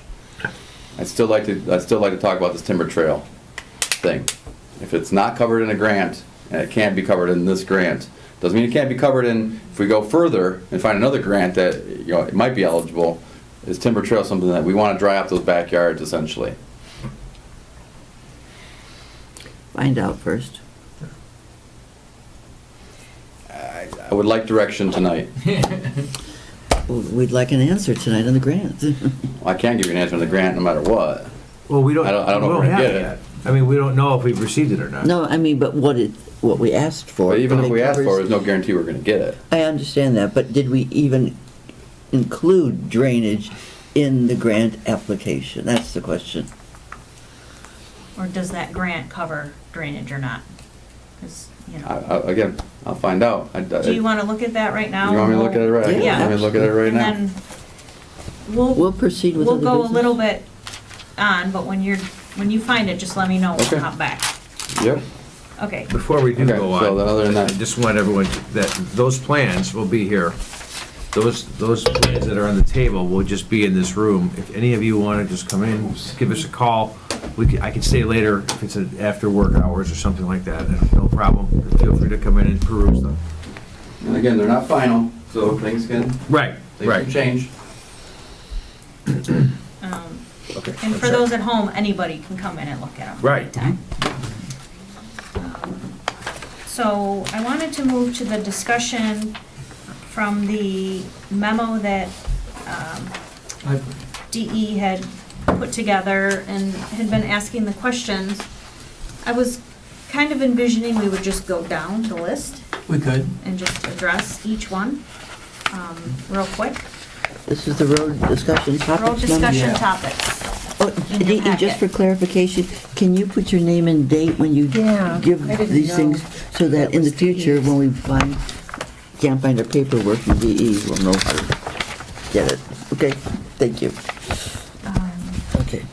Okay, so if you're okay with going just down the list, we'll just start with Let me number just do a one. quick explanation. At the last meeting that we had, we got presented with a bunch of information that, even though I voted for it, and even though I asked a number of questions of saying, will this cost us any money? We were told no, and yet when I looked through the letter, had we signed that letter, it looked as if we were going to owe at least $7,500 to a firm. And I was up nights thinking about this. And then what they had put together for a timeline, excuse me, also got me thinking that, do we need more involvement from us, as we're doing tonight, which I really like, but more of a detailed timeline as to what we're doing, how HRC fits in, and so forth. Instead of just meeting once a month, do we need to meet more often than that to, again, discuss more of this stuff? We don't know if the grants money's gonna come in. We don't know if the SIB money, the SIB loan. So all of this is still weighing on me. This is one of the largest projects we've done in probably 20 years. So that was why I put this together. And that also the idea that if we do get something like that, that we really need to think about, can we have, instead of somebody saying, well, you gotta vote on it tonight. Well, no, we didn't, and shame on me for voting for it. I would like more time to put that together. So that was on the notes, and the PFM questions, well, how were they involved? I never even saw money from them. I'm sorry, I didn't want to go through. I was just trying to kind of coagulate all this together instead of going through each. We can go through each individual one, but it was more thought-provoking, thinking about this, what are we doing, and so forth. And a lot of it we're doing tonight, which is good. I'm glad Brad's here to cover a lot of questions. Okay, so let's start from the beginning, and I'll try to remember what you said. So the $7,500, Dirk, could you address that? Would we have been on the hook for $7,500? Only if you decided to proceed with bonds. Right. If you never decided to proceed with bonds, nothing would have happened. You just were locking in a bond council so that they could have done a notice of intent resolution immediately. Right. Now it's going to When I cost us read a it, month. when I read it, it didn't come across that way. But Is that your understanding? That is my understanding. okay. Yep. So you can sleep tonight. Yeah. Yes. And the other, since we're talking about, that seems like the PFM questions. If PFM is used, I don't recall what the financial obligation was if you use them, but I will say that a lot of municipalities do use investment advisors, bond investment advisors like that, to help everybody understand a little bit better, because bond counsel, the bond attorneys, it's a very specific it's a very specific area of the law, and sometimes it tends to be over all of our heads, and that's what a company like PFM does. They just make it easier to understand. And like specialists. Right. But wasn't the amount that we paid them also determined by the amount of the bond? That was the amount that you paid bond counsel, I believe, and I want to say Yeah, the 5%, but that could be wrong. I don't the remember expense the went exact up. amount. Yeah, depending upon what the issuance of the bond Right. would be. The Right. cost, what- Right, and yeah. that's the case also with PFM. Nothing, the meter, as I always say, the meter didn't start, but they have a fee-based, and then based upon, I think it's like $0 to $5 million, it's $3.50 per $1,000 financed in the bond, and it's a tiered, very much like Yeah.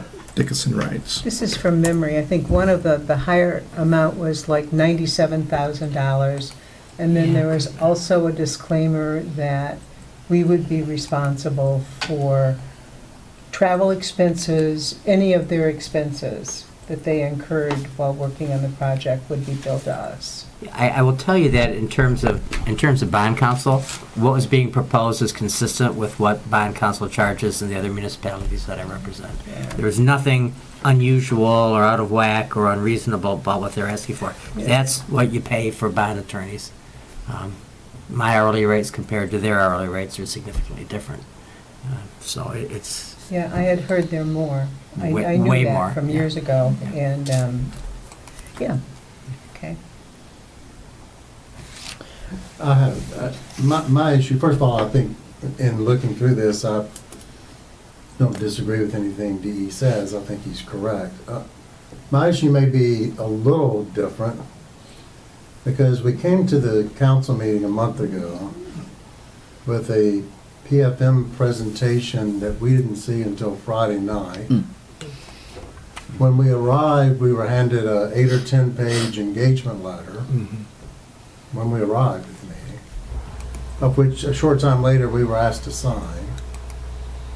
Numbers in the PFM presentation were inaccurate. That was pointed out, including a number that was used to, in my mind, justify the whole discussion of a bond. We don't need to do a bond right now. So to me, the whole thing was, I don't know, an overreaction that we weren't going to get enough money from the SIB loan. I don't understand what happened to this day, because I don't think we need a bond issue right now. without getting into the timing of it, and the timing of the retainer letter being provided, or the engagement letter being provided to everybody, at the last minute, that was the case, and I think that it was provided to the city at the last minute, the village at the last minute, and that's why the village produced it to us. But I think in terms of the bond concept itself, you're right. I mean, we're hoping not to have to bond, but I think it was putting together, quote unquote, a plan B in case you had to pivot very quickly. Yes. I mean, I think that's the best way I can say it. Could you go without that plan B? Absolutely. Assuming everything hits like it should. But if it doesn't, that I think Bill is just trying to think ahead. And I think that's fine, maybe to have a plan B may be necessary. But when we have almost enough money to do phase one already, I just don't know why we were talking about a bond. That's all. Yeah. Maybe we're gonna have to talk about a bond, because there's gonna be another phase. And that next phase is pretty unclear as to how much it's gonna cost. So that may be an appropriate discussion, but to be handed this when I walk in, when everybody walks in, and 2 hours later be asked to sign it, that's wrong. Well, let me just say, No. that's the first time anything like that has happened in 6 years. So that was very unusual. That never happens. And so that just tells you that a lot of times we are putting those packets together right up until close to 4 o'clock on Friday. So I do think that everybody just needs to get used to the fact that that weekend before a meeting, you're going to be spending a lot of time reading and preparing, and that's just kind of the way it goes. Again, that was not ideal, but it's not the norm at all. And it was, again, just a plan B, because we don't know, we still don't know if we're going to get the money from SIB, from the SIB loan. And I'm not sure, like you said, we have enough money, but that's using the entire $3 million. Right. So that would then drain some of that money for phase 2. Well, I don't know why you would, I don't understand that, though. I understand what you're saying, but you're not draining any money, you're just using the money of the village. And you're using it wisely, not to borrow money until you need the money. You don't need the money right now. So go ahead and spend what you have, and then when we need money, we'll go borrow money. And we won't pay hundreds of thousands of dollars of interest or fees to borrow money before we need it. That's my only point. We don't need it right now. That's it. So We will need it one day. I agree with you. But down the road. Yeah. Right, and I guess that's just a difference of opinion and, you know, now that we've split the project into so many different pieces, you know, I guess I just feel uneasy using all of the money in phase one, and we don't know what's gonna happen for phase two. And if we did phase one and then the people in phase two, we didn't have the money somehow, and we said, well, we spent all the money we've been saving for 20 years on phase one, and we don't have money to do phase two, But, so again, that'd be a that's... hard lift. No. The hard lift is spending the taxpayer money on interest and fees before you need it. That's the hard lift. Yeah. I agree. I guess it Yeah. just depends on how you look at it, because Well, I feel like I people. look at the money. That's it. Yeah, Does anybody want to spend more money? I We're gonna- understand. Understand everything you say, and I agree with not spending the money, but you weren't going to spend the money. That was I think that was the whole point. Is Well, all you were doing is getting everything ready in case you needed to go down that road.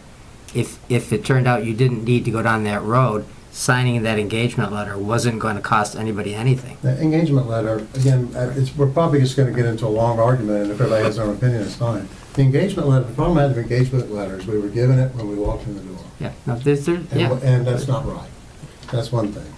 The other about whether we're going to need it or not, it's clear we're going to need it for phase two, whether it's a bond or a loan of some sort.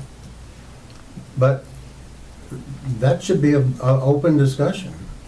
I don't think as a council, we can be talking about spending taxpayer money to borrow money. I agree, we weren't about to do a bond issue. But we were setting it up to do one. And I'm not sure we wouldn't have done one if we used those numbers that were represented in the PFM presentation. The errors? I'm not, these. Yeah, the wrong. It could have been a big mistake, in my opinion. Yeah.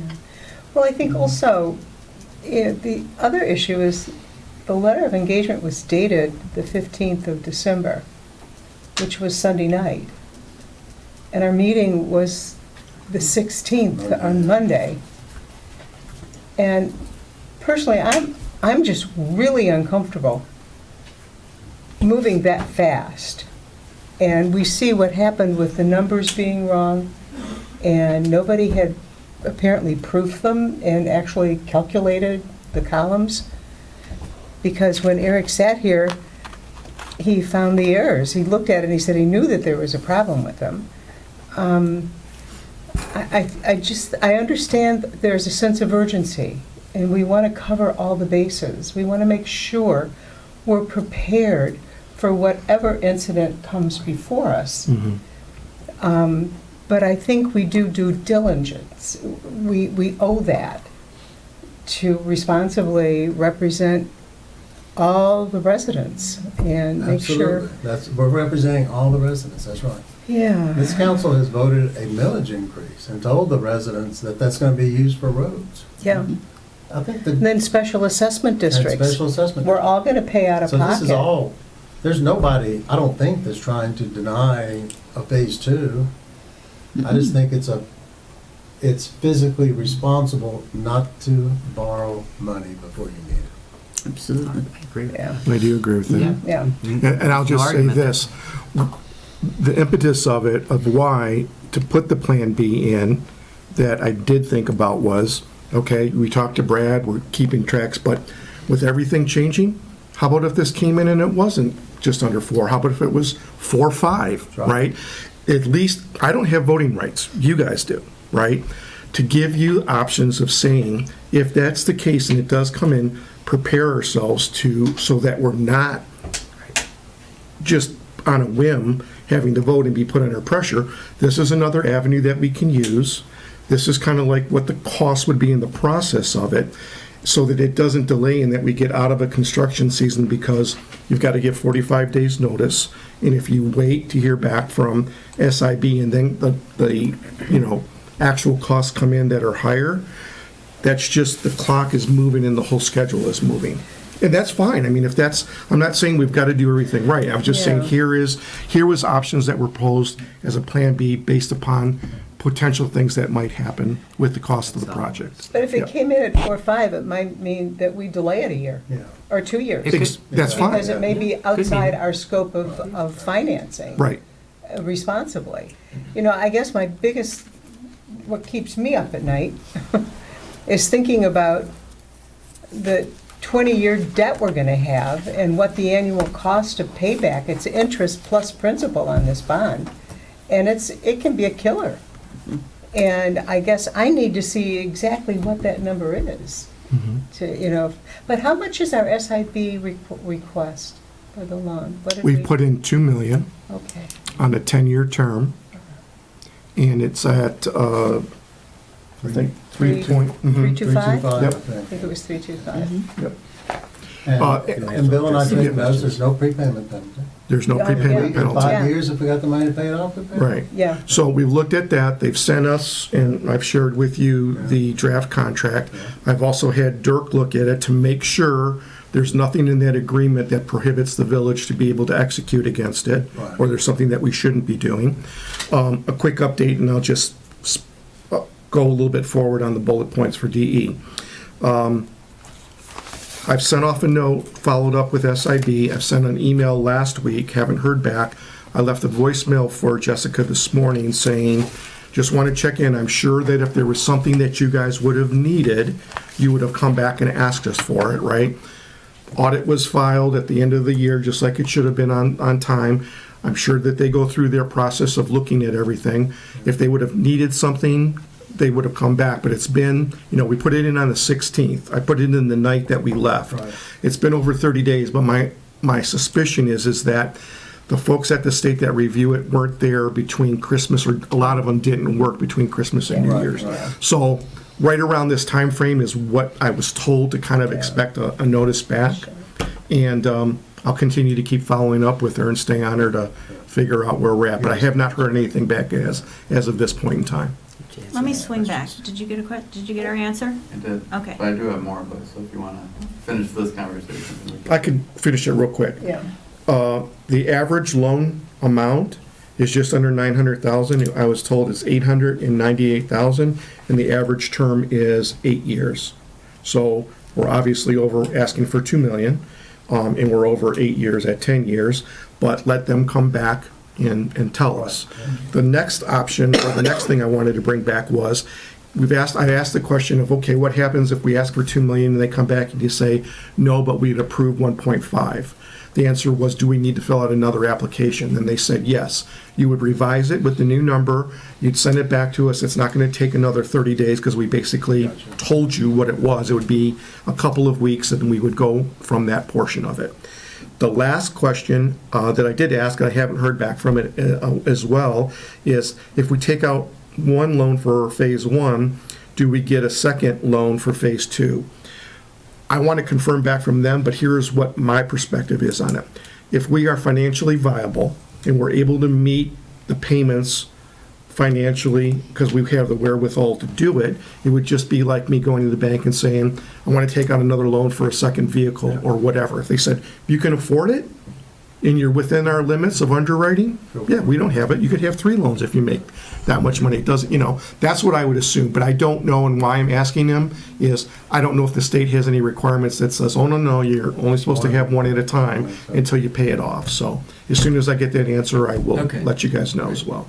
Okay? Good And question. what's also nice too is we can pay it off early. Yeah. Without any prepayment penalty, correct? Okay. Okay. All right, so to answer your question, we do have we could probably get to about 80,000 in drainage improvements from the grant application that we put in. So I want to read you the grant application that we did apply for. It was called the Oakland County Access to Transit Program. It says, to further the enhancement and expansion of public transit services and in keeping with its goal to make transit stops easier and safer to get to and more comfortable to wait at, the Oakland County Transit Division is offering $2 million in competitive grant program for cities, villages, and townships within Oakland County to fund capital improvement projects that will improve safe access to SMART, NODA, WODA, etc.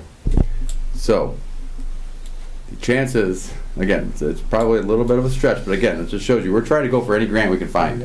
Okay, this was a thought, we're timber trail, we're turning a road into a path, how we could create better expansion to transit services on 13 Mile.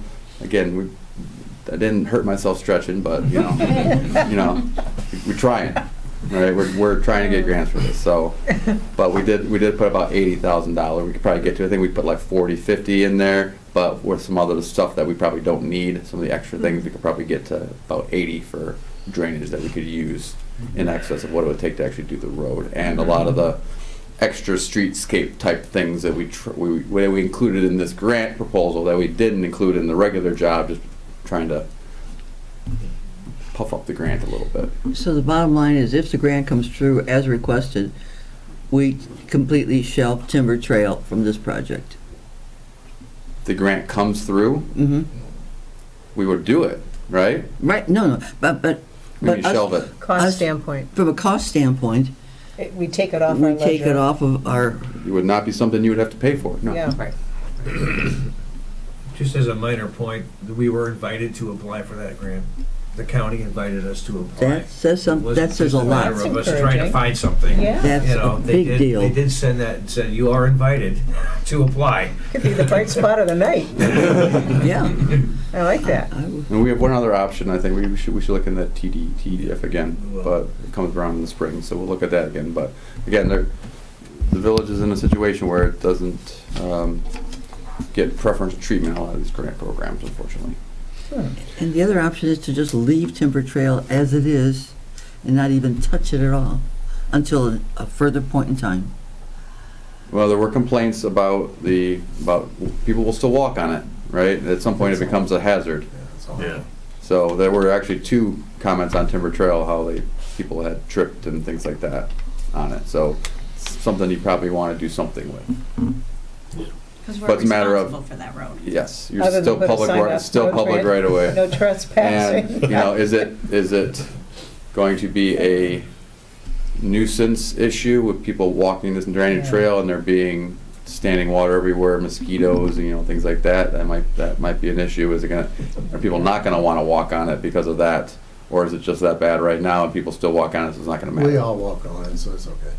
Designated So- wetland, yeah. Well, you have about at least a 5-foot, 6-foot expanse of the road. So again, That's we passable. could put it in the plans and, just, at the time of bidding, it comes in too high, we can take it out.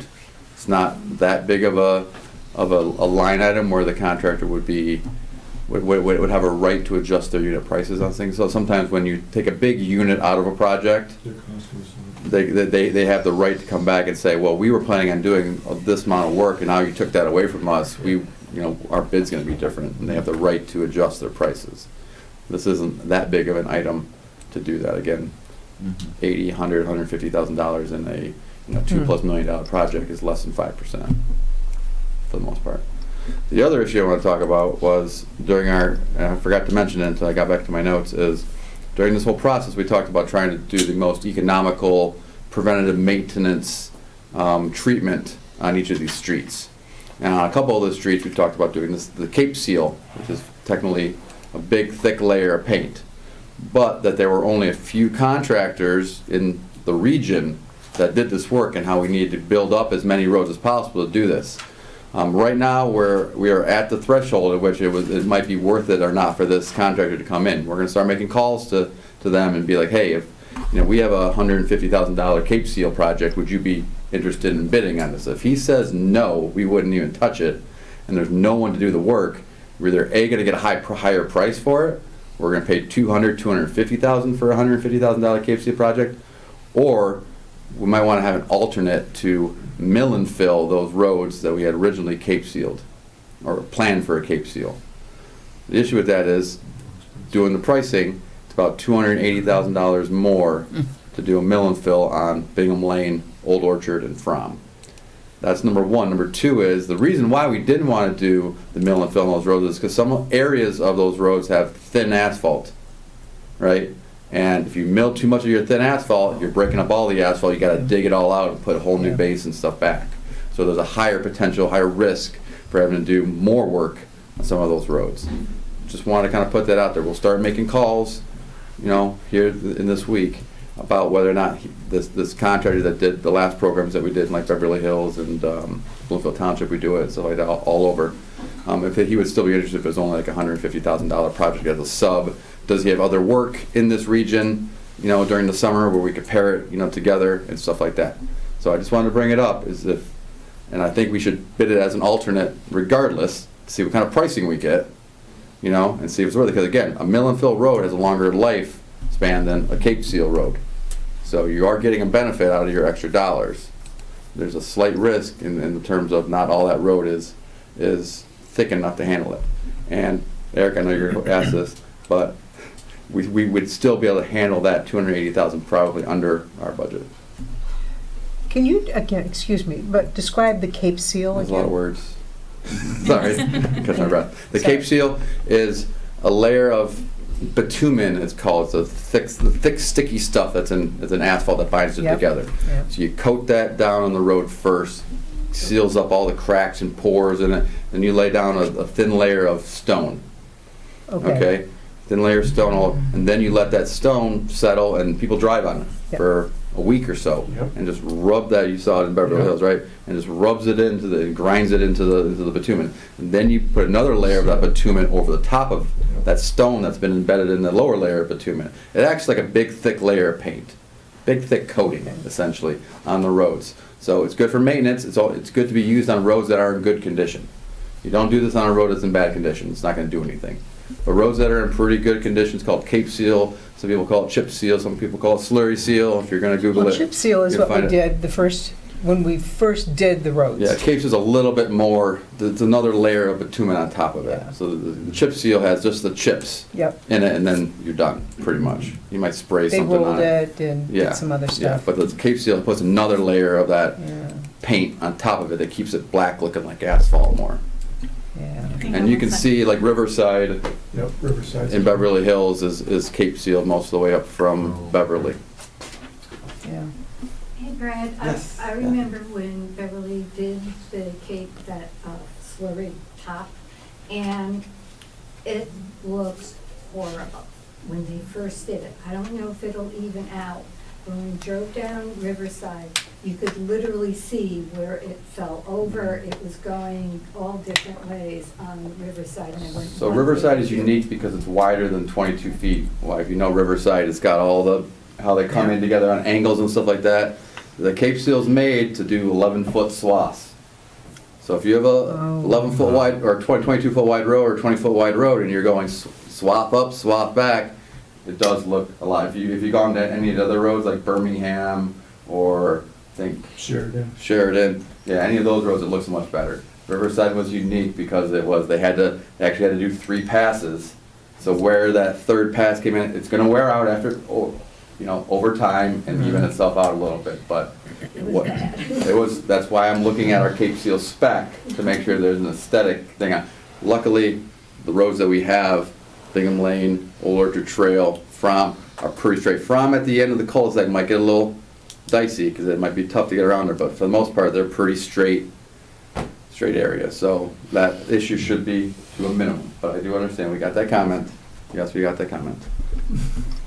So, I think, with your permission, put it in as an alternate, see where the prices come out, and see. And if it still comes under budget, then we can make a decision at that time. And a lot of it depends on if the contractor is willing to even come up here for, I won't say that's small, because $150,000 is still a large chunk of change, but in his business, he needs to mobilize things from Ohio. So he needs to mobilize up and make sure he's got a bunch of jobs in and around here. And he does, because he does work up in, the upper lower peninsula and stuff. I've seen him up there. So he travels, but for a sizable enough contract. So that was my last. Okay. I'll be done now if you don't have any more questions. Are there any more questions? Thank you very much. Welcome. So when do you think the final, this big plan that people can come and look at? Do you know when that might be done? February 13th. February 13th? That's So So we'll get the, well, I'll say final draft cost estimate to Dirk on February 13th with a final draft set of plans. They're not gonna be to bid yet, because we don't have to, but they'll be close enough, we're confident enough in the cost estimate where we can put it out to public for the SED. Will there be biddable documents? Not quite yet. I still like to go through it, make sure all the I's are dotted, T's are crossed, all the quantities add up, all the specific notes that we have on there about, you know, certain protections and, you know, maintaining traffic and any local notes, you know, are set. And then we have a spec book we got to put together with all the bid documents, proposal that tells the date that we're going to bid, opening bids, you know, the bonds that we need, insurances that we need, all the specifics. We have those to put together as well. We can't go out to bid until it gets approved, correct? That's correct. Which will be in, if we go to March, it'd be April, right? We have 2 readings. Well, it would be, you'd be approving it in March. At the March meeting, you would be holding the hearing on necessity and approving going out for bids. Okay, so if everything goes well in March meeting, we're probably gonna go out to bid early April, if not end of March. Which means bids will be open probably beginning of May. We wanna start as soon as we can. We're gonna need those documents prior to the meeting, though. Much Yeah. prior. I mean, if Yeah. you're gonna get them February you're- 13th, Yeah. we'd like to see So them. you want to approve the documents? We want We to want to see them and the study documents. them. Yeah, we want to see, These are, those are take these, preliminary. take these. They're not gonna get much different than these. Are there cost estimates in there? The cost estimates? Yeah. Didn't But you you say- have the cost estimates already. The final? The final cost estimates? Yeah, they're not done yet, are they? Well, no, they're not. No, they're done. That's So what, I'm if saying they were we done, want- they'd be here. Come We'll get them on. on February 13th. That's what we'd Yeah. like to see. Yeah, you can see them February 13th, But that's fine. we don't want to see them the Friday before our meeting. We want to see them sometime between February 13th. Right, on February 13th, they have to be filed with the clerk's office, so that the public can come in for that 2-week period before the February 24th meeting, right? Yeah, so we'll have So therefore, February we can get 13th. a copy. Pardon? We can get a copy then. Sure. Yeah. Electronic or print? Yeah. Electronic. Electronic, please. Mhm. Well, and they'll be, I mean, They're not gonna be very much different than this. Again, we're crossing Ts, dotting Is to get to final estimate, final draft estimate. You know, it's not gonna be final estimate. And even our final estimate is our best interpretation of it. You know, a contractor's gonna come in, they're gonna have their own way to think about it. So until we get bids, we're to really see the actual cost of the project. But the idea is to hold a hearing on necessity at the March meeting. And there's 2 public hearings. That's the first public hearing. At that meeting, council will decide, yep, we're gonna go forward with the project, go out to bids, do all that stuff. Ideally, we would hold the second public hearing in April. I think that's what the discussion was, April or May. And what's the February meeting again? The February meeting is adopting the resolution, scheduling the hearing on necessity. And then in April or May, we would hold the hearing on the confirmation of the roll, which actually approves the special assessment amount against each property, which segues kind of into the next discussion item. Do you need bids? You don't need bids for that, it's right? It's based off of the estimate that I give you on the 13th. Well, I mean, it seems to me you would need to know what the final project cost is in order to determine how much you're going to specially assess against the property. So then you might want that second meeting to be in May then. Could be in May. It does. Yeah, because we can work. we're not going to go out to bid until we get approval. Right. Go out to bid after March. April or We want at least 28 days to bid it.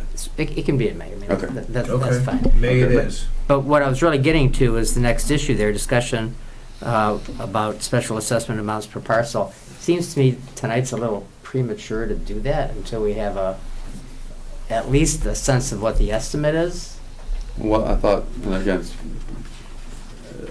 if I'm wrong, please correct me, but I thought you were trying to do like a flat fee per resident, so it really didn't matter we what the are. final estimate was. Well, Unless you want to change that. I mean, the that's- flat fee that I think was discussed was $500, but you know, is that realistic based on what the final estimate's going to be? Okay. I mean, it could be $350, it could be $700. I mean, I don't know. Okay. We could talk about it. If that has bearing, then you are correct. It does If it have- doesn't have bearing, then It does have. you. Well, yeah. does it, Eric? Because Yeah. Well, yeah, I think it does, yeah. Okay. Yeah. It really does. Hopefully it's less. you know. Okay. So So February 13th, you'll be able to have and see everything. Perfect. Okay, and it'll be not 100%, but pretty close. Pretty darn close. Pretty darn But close. this is darn close too. This is darn close, I mean, too. I'm saying if people are interested, like, it's a lot of information to take in, and it's not Yeah. easy to read. I mean, I don't think any of us are experts at reading plans like that.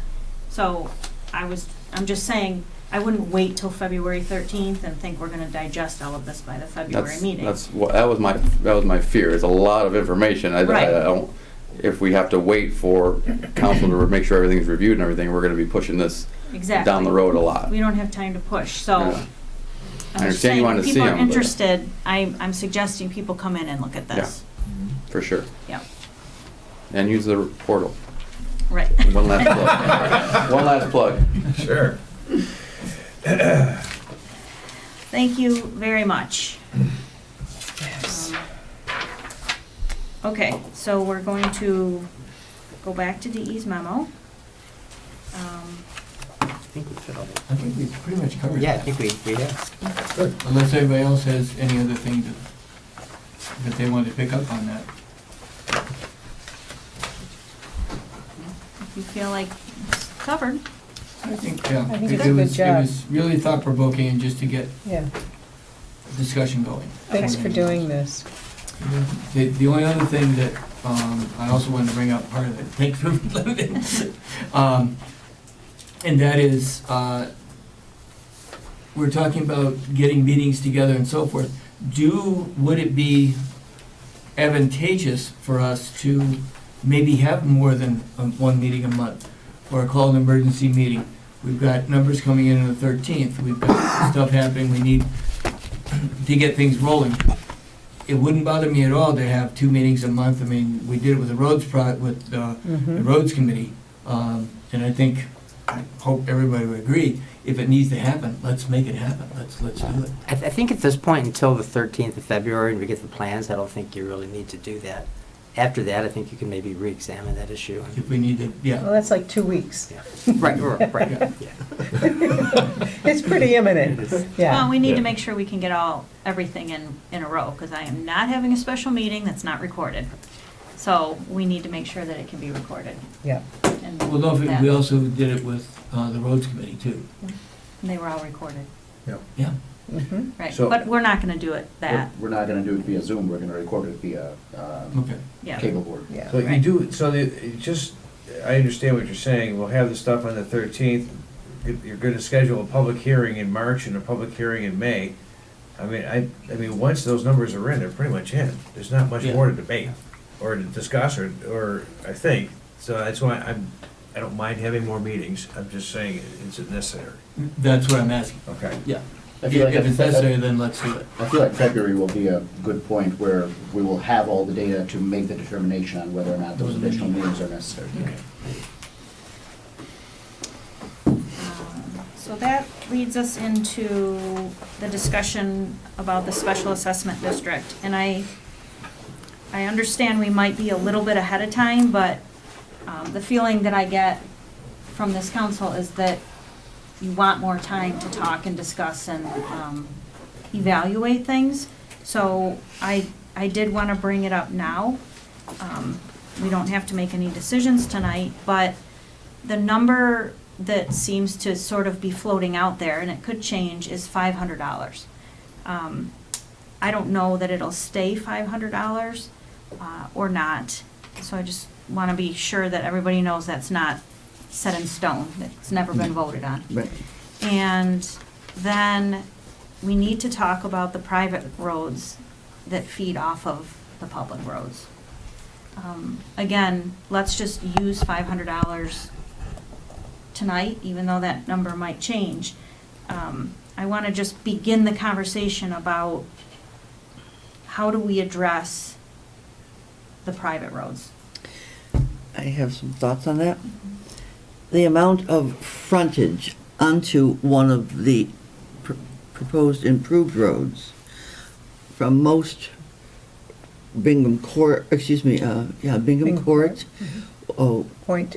And Bingham Woodland. Point, Woodland, the amount of footage is almost equivalent to many of the lots on that same road. So although 20 people live behind that footage, the footage that is affected by the road is about the same size as a lot, give or take. So I think that needs to be considered, rather than saying everybody who lives in there needs to have a full special assessment put against them. I think that's not good thinking and not justifiable. And not only that, but all of these private roads, and the reason for them being put into this in the very first place is when Yev said, take a look at the map, and if we're talking about the problem of only having too many special assessments, if we just combine these extra roads into this project, we could make this one special assessment district. So that's the reason they were put in there in the very first place, not because they don't already pay for their own roads. So Just to justify the reason I suggested that, yes, that was a happy bonus, but the reason I brought that up is because they are off of the road being worked on. Right. Generally, Because nothing was stopping us from doing the exact same thing we're doing right now and just having 2 SADs being part of phase 1 and assessing them as 2 SADs. It would just double the legal work. So it eliminated the need for double legal work. It eliminated the need for 2 SADs, and they were justifiably off of the road that's being worked on. That's why I suggested it, not just to combine it into 1 SAD. I just want to make sure I'm not getting words put in my mouth. Okay, but their footage on that road that's being worked on is about the size of one of the other. It's even smaller, Okay. because our lots are 450 feet wide in the front. While I fully agree with you, and you are correct, I'm going to toss this one over to Dirk, because, correct me if I'm wrong, that might be a problem because we're not basing any other assessments based on frontage, but based on... yeah, what's happening is we're talking about a single amount being assessed to all the properties, 500, 300, whatever it is. And when you start pouring in frontage distance, you're now combining a per unit benefit and a frontage benefit. When you do a road SAD, it's one or the other. It's not both. So you got to figure out how you want to do it. But generally, when a property and a private road is specially assessed, which happens all the time for improvements to public roads, it's because that property has to drive on that public road. That's the reason generally. That's maybe 95% of the time, that's the reason. Because they don't live in that road, but they got to drive on that road to leave their property and to come back to their property. You said frontage benefit or... There's two methods of doing, per unit. there's two methods of Got it. doing special assessments for roads. Front footage basis, where you base the amount of special assessment on how much front foot you have on that road. Or, in the alternative, there's the per unit benefit, where everybody's given one benefit, if you will. You can reduce that for the one benefit for people that maybe have an easement onto the public road or a driveway onto the public road that's coming from like behind onto a private road. I mean, there's a lot of variations, but you can't mix the two. Is the point is.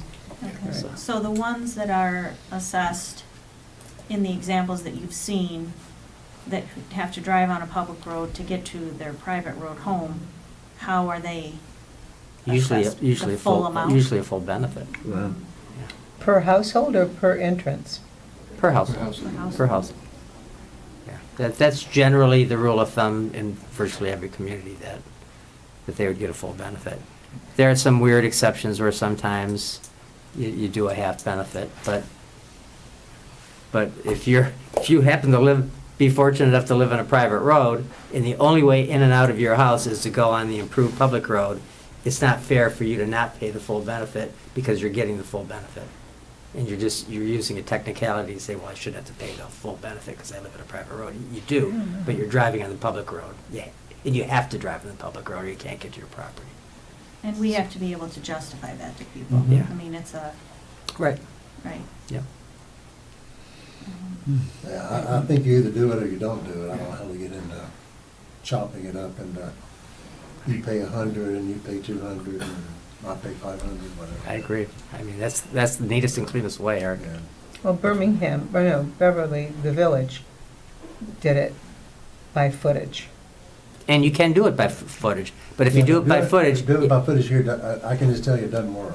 Because you're gonna have some people I think we that, went through that Yeah. before. well, you got one person over on, where Bristol. near you, Yeah. that lives on an island. yeah, and I can tell you If you live that. on a corner, and if you live, I mean. You've got a side yard and a backyard and That a if- front that- yard. You got two sides, yeah. Yeah, thank you. You're absolutely right, Eric. And if you go to the Michigan Tax Tribunal and challenge a special assessment, they don't like the front. They will recognize the front footage, but that is not their No. favored way of doing No it. The way. favored way is the per unit benefit. That's right, I agree. Well, that was one of the things that we came up with Yeah. on the proposal, that one of the first things we thought about was, well, we could do it by footage. As you said, well, some people have this much and some people only have this much. So, as a consequence, we did it per lot. And the We've reason got for these that, what is, umbrella lots even. Yeah. You know, you got 5 acres back here, but your frontage is 12 feet. Yes, yes. the tribunal will say, what is the real benefit? Is it really the amount of frontage, or is it the fact that you It's the can road. drive on the road? 100%, yeah. Yeah, I mean, that's the rationale. Yeah, and that was what we came up with. Yeah, that makes sense. Yeah. Another thing to consider, if the private parcels are included, that adds about 48 or so units. And if we're talking about lowering the 500 based on the actual final numbers, then that would actually help dilute it even further. Absolutely. So numbers get smaller. Yep. Any other thoughts on that? Living on a private road that does not get benefit, there are two communities, Outland Trail and Bingham Woods. And so I could just see the folks at Bingham Point saying, wait a minute, your public hearings are gonna be, Your public hearings. Yeah. Our public hearings. Yeah. we So need to be prepared. Yeah. that's why I wanted to bring it up tonight, because I think there will be some people that Oh, are there gonna will. be upset. I think so Um, too, and Oh, I think we yes. need to be careful, because all this is perfectly legitimate and logical discussion. Mhm. I think we should be at least considerate to what was in the roads committee's discussion, which is what the spirit of it meant. The spirit of, if you live on a private road, where you have to pay all the extra fees. Because, you know, the private roads we're talking about, Woodland, there's not many houses there. No. Bingham Court, I think it is, there's not many houses there. No. It really is the Bingham Point Point. community. Yeah. So I'm not sure I'm mentally ready to say one way or the other, but there's a spirit in the discussion of private roads that shouldn't just be cast aside. Mhm. What'll happen is, the engineers will put together a proposed special assessment district, Yeah. and that will be discussed at the March public hearing, Okay. the first hearing on the first public hearing, which is the hearing on necessity. One of the issues there is this a district and should this be the district? And at that point, you can hear objections and decide to pull stuff out or keep stuff in or add stuff, so Good. So we don't have to make that decision, right? you don't. No. Is it possible for Bingham Point to pull themselves out of the SAD? They can't pull themselves out. If we have them included, the council can pull them out. But they couldn't on their own do it. Would that break the SAD if they did? Not really, it's at the very end. That's what I'm thinking. Yeah, I mean, if So they technically could almost do it. they can only do it with your permission, let's put it that way. Or they could build a road under 13. I'd build an access road from 13 Mile personally, but Right, that's just. but I'm afraid if we go, down there, you're opening other questions up. I still feel like people are gonna say, well, you use this part of the road, you don't use that part of the road. Well, I mean, the people at the end of Bristol only use 10 feet. Why do they have to pay to the end of Bristol?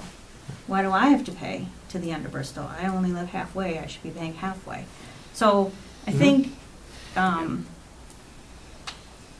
if we're gonna go in this direction, we just need to make sure that we sort of stand strong by our convictions and don't Yeah. just say, oh, Yeah, you're right.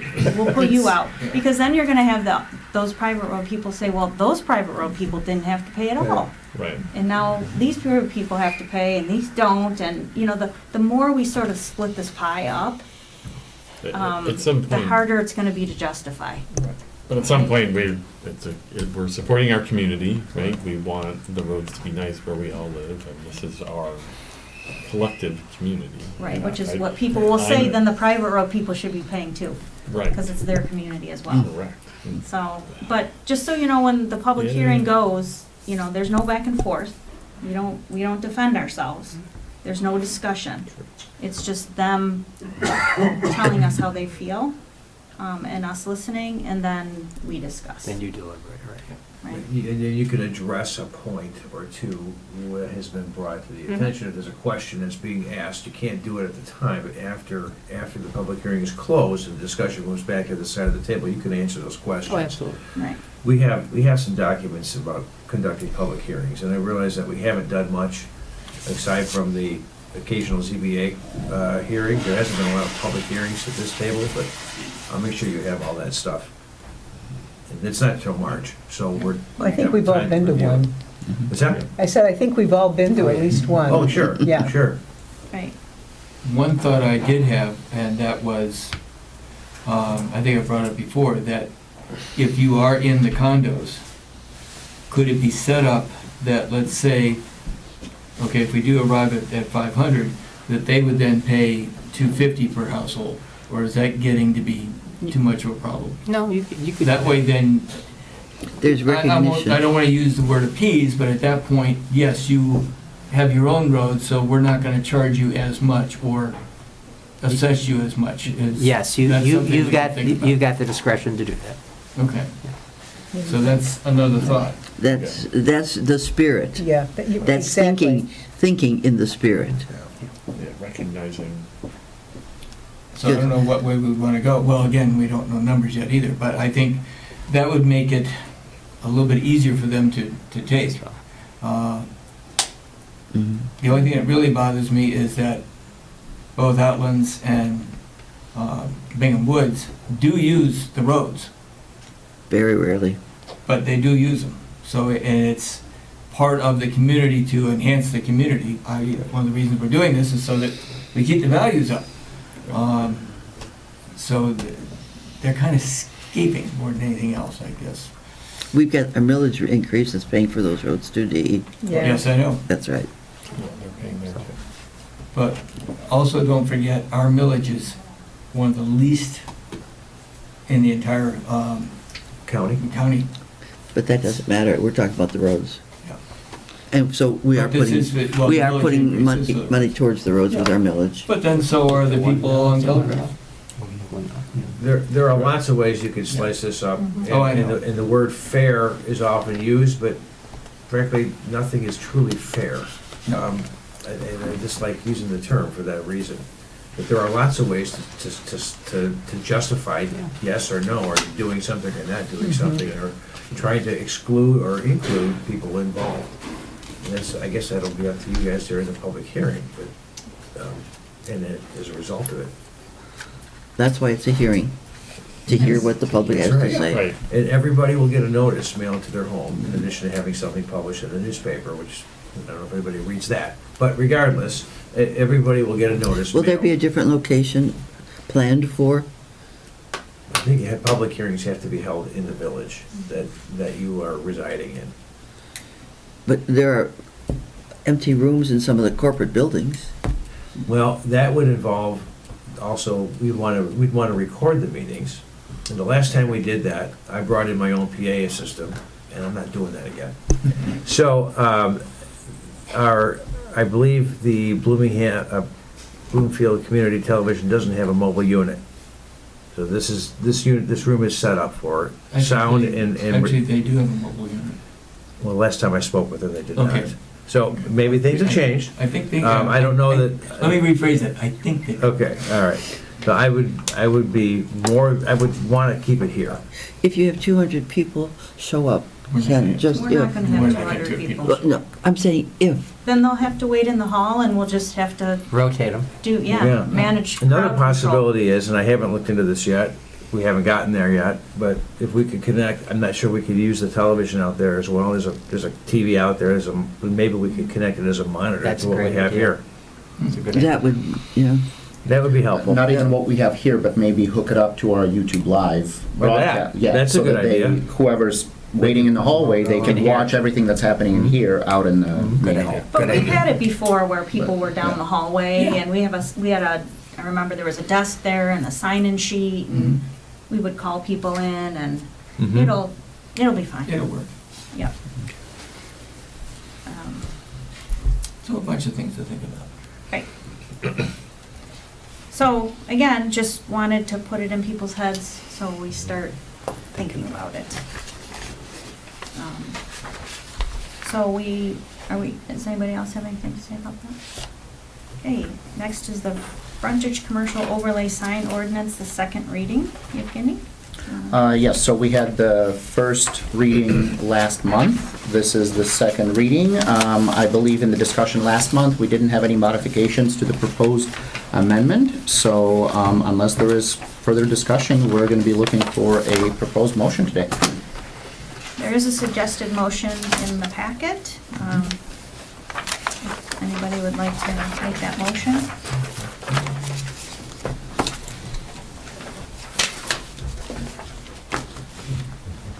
No? Okay, I move to approve. I'll make the motion. Okay. I found it. Thank you. I move to approve the amendment to the FCO, which is Frontage Commercial Overlay District Signage, Chapter 98.04 as presented. Is there a second? I'll second that motion. Any discussion? All in favor? Aye. Any opposed? Motion passes. Thank you. We'll get a summary of that printed or for the publication, and then it'll take effect 15 days after that. Okay, thank you very much. We will move to the treasurer's report.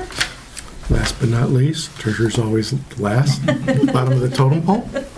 We have two motions as we. Definitely not least, I agree. Save the best for last. No, we want to keep everything least, small. Two motions. The first one is approve the bills. So in your packet, you'll see that check disbursements report from December 17th, 2024 through today, January 27th, 2025, under the general fund. We disbursed $221,650.72. And under the gas and weight fund for the same dates, we disbursed, it was one invoice for $3,820 even, which was for salting. So a total of $225,470.72. And if there's any questions, as I always say, please feel free to ask them regarding the bills. If not, is there a motion to approve the bills? I will so move. I'll second. Any discussion? All in favor? Aye. Any opposed? Motion passes. The second motion has to deal with acceptance of the financial statements for December of 2024 and the investments. Since it's as of December, we are 6 months through the fiscal year, so 50% through the fiscal year. And let me just, get to the... So in your packet as well is the revenue and expense report for the period ending December 31st, 2024. Since we are 50% through the fiscal year as of the end of December, we're tracking again. As I always go back, I look at where we are now, where we were last year. We're tracking basically by department the same as we were last year, if not a little bit better in certain areas. Are there any questions that we have on that report? Again, I'd be more than happy to answer or go find the answers for you. Okay, seeing none, we'll move to the investments. Investments are pretty straightforward again. You have one for the general fund and one for the road fund.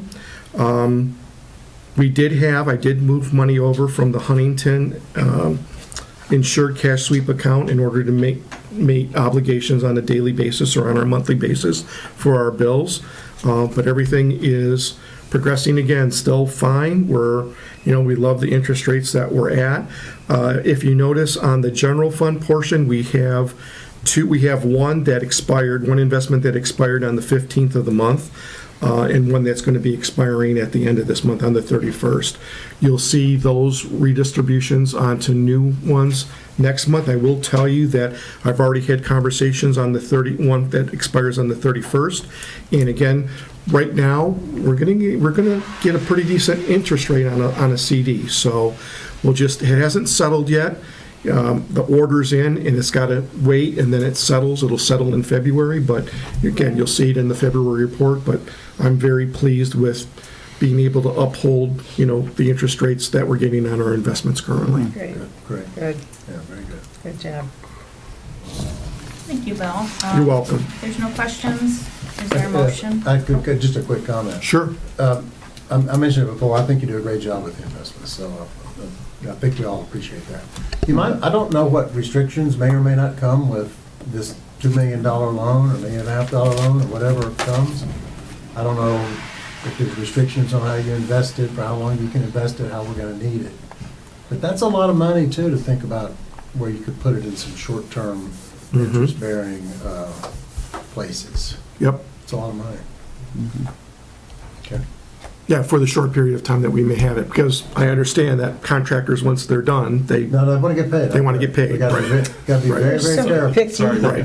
But I'm all for Yeah. making hay while the sun shines, right? As Yes. much as, That's the again, point. I'll repeat it again. High on interest return revenue, low on fees. Right. Low as possible on Right. fees, so.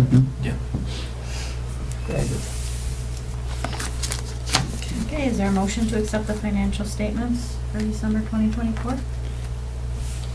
I will so move. And I will second. Any discussion? All in favor? Aye. Any opposed? Motion passes. Okay, trustee comments. I'm good. I'm good. I'm just interested if there's any update on the next discussions and if that's going to have some impact on our budget in this year, or will it go on to future fiscal years? I would imagine that would be a future fiscal year. I have not heard anything from them yet. I was half thinking that I would get something for this packet, but we did not. So I can't give you an answer yet, but I do, it's precisely, but I can tell you that it wouldn't affect this fiscal year. It would be at least 25, 6. Okay, Yeah. because it sounds like it's going to be a big chunk that they're going to be asking for of the municipalities. I don't want to speculate. Okay, I hear you, and Yeah. but I don't want to speculate. okay. That's it. Oh, Comments? nope, set. At the fire meeting that I went to with Tony and company, he said more than I would have brought up, so he took care of that. Okay. Oh, I'm sorry, I neglected. Ken, Yes? I have the board meeting in the morning for next. Was there any discussion about the request from Chris Braun for a donation? Was there any discussion? For donation? You were going to discuss, I guess, or think about, she had come and done, she did her presentation last month, Mm-hmm. and I think that's probably going to be part of the board meeting tomorrow morning. Oh, we haven't received anything from them yet as far as the request for more dollars yet. Is that what you're asking? Yeah, I thought they, They haven't, they did not Okay. present it to All right, me. good.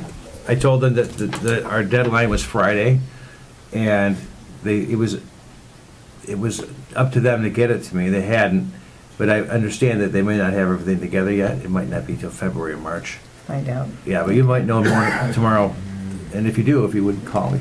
Thanks. Yeah, I'll share that with All you. right. Thank you. Thank you.